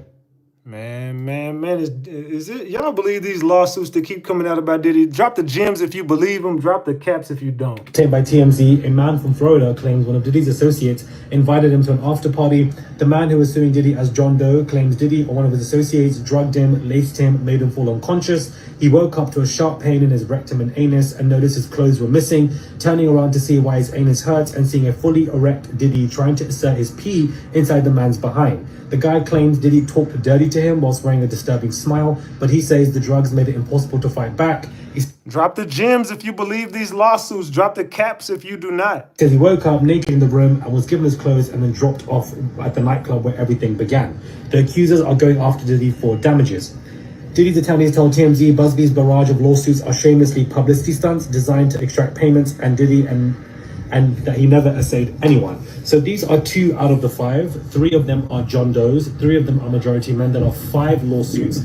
As of right now, 2 are being detailed publicly in articles, and I believe the others will definitely follow if those who don't have the lawsuit documents. Now, this came out 12 or 13 hours ago, practically a couple of hours after the hearing and after the new freak-off discussion that was released via Daily Mail with exclusive footage. So a lot has taken place over the past couple of days, especially in the past 24 hours. Now, what is intriguing to me is that Busby has been told by judges that these alleged victims coming forth, they must refile for coming anonymous. Now note that these 5 lawsuits are all Jane and John Doe's. They are all anonymous people. So are they going to be told the same thing, that they must refile their cases and that this is not how they're allowed to do things, and that if they don't refile it, the case will be dismissed?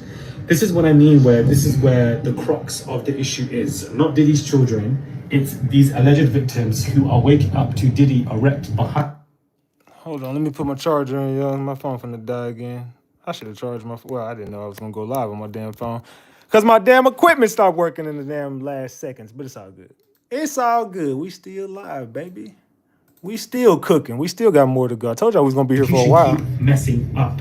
So, you know, a lot is happening. 2 new lawsuits that have been detailed and 5 new lawsuits overall. This is very bad news for Diddy. Just when you think that it can't get any worse, just when you think that it can't get any bad for Diddy, it continues, it lingers, and there's just a lot more happening. These 2 lawsuits, I wanted to give you guys the quick details, so I read through them, wrote down the cliff notes, and gave you the quick details because we've read so many of these lawsuits.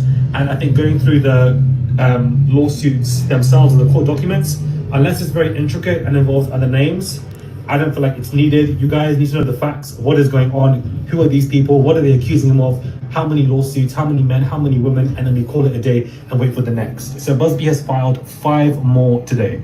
And note that the initial lawsuits that Busby has filed, which are all civil, basically have not even been resolved yet. So I don't understand what's going on here. It's basically going to be a huge backlog and we just don't know what's going to take place. None of this is criminal. None of this is part of the superseding indictment, which I saw people were asking online. This is very much civil and civil only, and this is what Busby is doing. Whew, Lord. It's a lot, guys. It really is a lot. This is just, I don't know, I feel like we all need some kind of therapy for even this Diddy stuff. All of us are going through probably our own PTSD. All of us, just the images of Diddy doing stuff like that is horrific for me. And I'm not even going through something like that. I was imagining it. Do you know what I'm saying? So these alleged victims who've seen Diddy continuously win after they were abused by them and all the awards he collected, what monster? And then the question begs, how many more monsters are there out there that we currently now see as angels or people that we look up to in the industry when really and truly that is not the case at all? And my eyes are on Jay-Z, and I feel like Jay-Z is next, and I feel like people should be looking at him. I feel like in the next 10, 15 years, something's gonna happen to that man. Where there's smoke, there's fire, and somebody better call an ambulance. Do you understand? That's just basically what I want to say. Let me know your thoughts are, guys, when it comes to this video. Do subscribe, comment down below, give this video a thumbs up. A bit of a slow intro. What y'all think about that, man? The diddler, man. I don't know, man. This shit is starting to get spooky for this man. Let's continue. Diddy is speaking out through his lawyers in a powerful statement. Hey guys, it's Murad Murali, back at it again with another video, daily and consistent content. Let's get straight into this. So through his lawyers, P. Diddy is admitting that his reputation has been absolutely destroyed by the government, by the people, and that he basically is not having it in a powerful statement. In his third bail application, P. Diddy's lawyers have written and released that Mr. Combs fully intends to face these charges. The prospect of a conviction does not materially change his incentives here. His reputation has been destroyed by the government's allegations and aggressive and deceptive media tactics. It can only be rebuilt by winning at trial and having a complete acquittal. Diddy's legal team took aim at the 2 victims cited by prosecutors in their legal filings for the previous bail applications. They said that the narrative the government presented was fictional and that they were putting on a theatrical spin. The filing criticized the security camera video, which obviously I explained to you in my past video. It was a sad glimpse into a decade-long consensual relationship. The shocking footage was edited and manipulated. But I really want to focus on the fact that he has finally admitted that his reputation has been absolutely destroyed. And that the only way this could recover, his public image could recover, could be acquittal, which could reverse that completely. And we know that him being acquitted is very unlikely in my opinion, but he is conscious and understanding of, at least at this point, because we know that man is delusional, that his reputation is gone, is finished, and they're putting up these powerful statements one after the other, because they know that this bail hearing is basically do it or not at this moment of time. It's the third one, basically the last one. They're giving it all that they have got to see what takes place. When Diddy gets denied bail, and that is going to be announced, it's going to go everywhere, all over, because the back and forth for this is so anticipating. So this is going to go everywhere when he gets denied, and it's just going to be a lot to get through. Now, this is actually And it's going to get denied. Y'all think this gets denied? I don't think it gets denied. But what do I know? Let's continue. Busby, Tony Busby himself, who's repping these 120 alleged victims who are coming forth with lawsuits on a bi-weekly basis. Tony Busby himself is being sued. He was being sued by a male celebrity for extortion, but now he's being sued for something else. The lawyer representing more than 120 alleged victims, is now being sued for assault. A woman suing as Jane Doe claims to have been a former client of Tony Busby. She has filed a lawsuit obtained by TMZ in which she alleges the attorney assaulted her whilst wrapping her in a divorce case. The documents do not lay out specifics of the alleged assault, but a source connected to the woman tells TMZ she is alleging she was in a public place when Busby saw her, flew into a fit of rage, and pushed a champagne flute into her face, chipping her tooth. She says she has both medical and dental records to prove her injuries. She also alleges he committed malpractice, claiming he messed up her divorce case, costing her millions of dollars. We're told the alleged assault occurred several years ago. The woman's lawyer, Jeremy Bora, tells TMZ Tony Busby... Man, the Buzzber. Man, Tony Busby is a damn crook. Tony Busby's a crook. The judge works for Diddy. Why don't y'all realize your boy Ratchet be right on the money when I be telling y'all this shit? Let me get my damn charger out this shit, man. My damn charger. All right, my bad. Man. What y'all think about the show, man? I don't know. We was in here cooking. We ain't been live like this in a long time. I'm kind of glad this shit happened because I ain't got to, go live like this in a minute. What y'all think about the content, though, man? The boy Diddy, he up out of there. He up out of there with the wildness, with the looseness. But I must say, I think Diddy gonna get this bail today. It could come down in about 12 hours or so, a little over 12 hours. You might start seeing the signs that Diddy's getting up out of there. I think they're gonna come with an agreement today. I think he gets out. I could be wrong. He could just stay his ass up in there for the rest of his life. I don't know. But they talking about an acquittal. You think Diddy can get acquitted for this shit? Can he get acquitted for this shit? You think Diddy can beat this case? What are y'all thinking in the chat, man? Let me know. They say, I think Diddy will get out. What are y'all thinking about Diddy, man? Salute, Ma. Salute everybody in the chat. Salute everybody. I don't know. The feds might surprise you. Oh, no. TD Jakes. What y'all think about the TD Jakes situation? We've been here longer than 3 hours. How long we been here? We've been here for almost 3.5 hours, man. Damn, we've been cooking. I ain't gonna lie.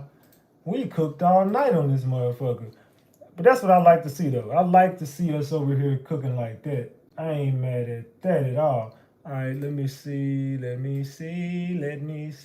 right, salute. Let's end that poll. Where was we at on the poll? Let's end that poll. We had 1.4K votes. 56% of the room says that TD Jakes is full of lies. They don't believe he had a stroke. 44% of the room, just about, says they praying for TD Jakes. So 56% of the room said they not buying that shit. They not buying that shit. TD, we not buying it. TD, what y'all think, man? I don't know, man. I think TD was up there capping just like he was on the, all that shit he was doing with that's that NLE chopper dance that dude was up there doing when motherfucker laid them hands on. He was doing that damn NLE, y'all know that damn stroke dance and the NLE he was hitting that NLE chop on there. Man, that boy TD Jake something else, man. You was chef tonight. Yeah, hell yeah. I'm glad, man. We cooked and we ate. I'm glad everybody else ate, but your boy Ratchet hungry now. I ain't gonna lie to y'all. I am hungry now. I need to eat something. I need to get the hell up off here and give me something to eat. My phone dying. I made do, man. I had to improv tonight. Can I get 30 people to double tap that screen? Can we get to 1,000 likes before we end it, man? Can we get up to 1,000 likes? I need 30 people just to double tap your screen. Can we get up to 1,000 likes before we get up out of here, man? And can we get a couple more subscribers, man? Can we get like 100 people to subscribe to the channel, man? We damn near at 164,000, man. We got a lot of new subs on this live right here, man. We got a lot of new subs over the content we've been covering, man. We going viral on TikTok right now. Let me see how many likes that video got on TikTok right now. We dropped a TikTok video earlier. Hold on. No, don't allow. What the hell is... Come on, man. I ain't trying to do all that. Not now. Stop. I got 143,000 views on that TD Jakes video on TikTok. 143,000. On Instagram, we are sitting at, where we at? 48,000, almost 50,000 on Instagram. On YouTube, we did like 13,000 with that video. And on Facebook, we are at, where we at on Facebook with that video? 16,000. So we going viral on every platform right now, especially TikTok, man. My TikTok been going crazy, stupid. My TikTok been going up. Make sure y'all subscribe to me on TikTok, DRatchetTV. My Instagram is DRatchetTV. My Facebook is King Greg, KVNGGREG. Make sure y'all subscribe to me on all my social media platforms, man. And also, I got some stuff going on Discord where I'm giving out investments. We doing investments now. We doing we doing stock trading and stuff like that. If you want to learn how to get some money in there, everybody been making some money over there with me. I ain't gonna lie. Even if they're making a little bit, they're making something. Everybody who connected with me has profited. So let's just keep profiting together. And we trying to come up with $100,000 a week crew. Right now, we getting up there, man. We getting our crew members up on these investments. So make sure y'all tap in with me for them investments, man. We definitely, your boy Ratchet got the game. We've been over there. I be making money. My team be making money. We all finna eat, man. We finna get rich together. So salute to y'all, man. Make sure y'all get over to my Discord for that. He said he's not guilty. Look, we don't know who doing what. Only thing we know is we gonna keep covering it. We had $254 on $255 on the screen. We're 45 away from 3 honey buns. Thank y'all for all the support. I love y'all for that. Can we get 10 more people to double tap that screen? Can we get 10 more people to double tap that screen? We just need 10 more likes, y'all. Man, I ain't gonna lie, bro. Them likes been loose. They been mad at me ever since we covered that election. Boy, they ain't been fucking with you. They been mad at me, boy. It's all good though, man. Between the Diddy and the Trump stuff, boy, they been mad at me for the boy. It's all good though. I still love y'all. We just need 10 people to double tap that screen, man. We just need 10 of y'all, man. I love y'all still. Y'all can be mad at me later. Yeah, come on. So I'm finna get ready to get up off here and get me something to eat, man. I am starving, man. We need 3 more people, man. 3 more people. 3 more people. All right, man. We almost to 1,000 likes, man. It's been a while, man. It's been a while. I ain't gonna lie. But hey, we back though, man. We cooked. Trust me, we cooked tonight. We are back. Ratchet Gang, we are back.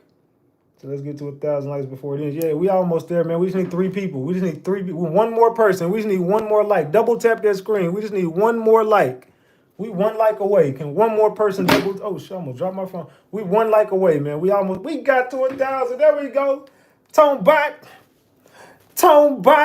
Nah, salute, man. I love y'all. Salute, so Ratchet. What else? Salute. So there we go. Yeah, we hit 1,000 likes on the stream, man. I ain't mad at that. We didn't hit 1,000 likes on the stream, y'all. We didn't hit 1,000 likes on the stream. All right, that's what's up, man. Salute to the gang. Salute to the gang. Salute to the motherfucking gang. Tone back. Hey, man, you know what it is, man. It's your boy Big Ratchet. That's Ratchet Gang, and this is Ratchet TV. Hey, man, I'm gonna get up off. I ain't gonna even play no music. I'm tired, man. I gotta stay up researching the market tonight. I gotta get up and make some money. Bright and early when the stock market open.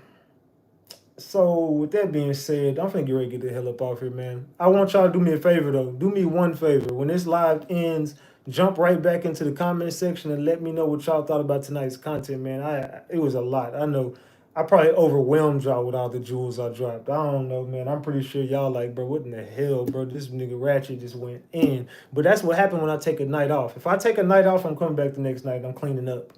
Because ain't nobody going to give you content like this. Nobody's going to give you content like Big Ratchet. So salute to all y'all. Throw the flowers up for yourselves. Throw the gems up. Throw the goat emojis up. Demon emojis. Purple hearts. Ladies, you know I love y'all. Y'all know how to reach your boy. I'm tired if y'all can't tell, man. Your boy is tired. I need to get the hell up off here. I've been on live too long, man. Almost 4 hours, man. I've been on this live almost 4 hours, dog. I'm going to get the hell up off here, man. I did almost 3.5, man. I said, you're the man, too loyal. Tone back. All right, salute, man. I'm finna get the hell up off here. I'm dropping gems. Salute. I love all y'all. Good night to everybody. Then Donna, get your membership, cut.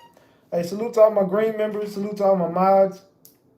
Salute to Cocoa Butter. Salute to Deanna. Salute to Sick With It. Salute to Mr. Fire. Salute to, I think all my mods fell asleep on me. Hello, Lady Nah. Salute to, damn, all my mods fell asleep. Binky. Damn, all my mods gone. Nails by Felicia. It's all good. Y'all ass went to sleep. I'm gonna cuss all y'all out tomorrow. It's all good. All right, salute to y'all, man. I love all y'all. Oh, shit. All right, I'm getting the hell up off here, man. I love y'all. I'm gone. Talking about we ain't playing no music. We getting the hell up off here, man. Hey, y'all run this live back, man. Make sure y'all get in that comment section when this end, man. Get into the comment section. Let me know what y'all thought about the live. I love y'all more than y'all will ever know. It's your boy Big Ratchet. I'm out.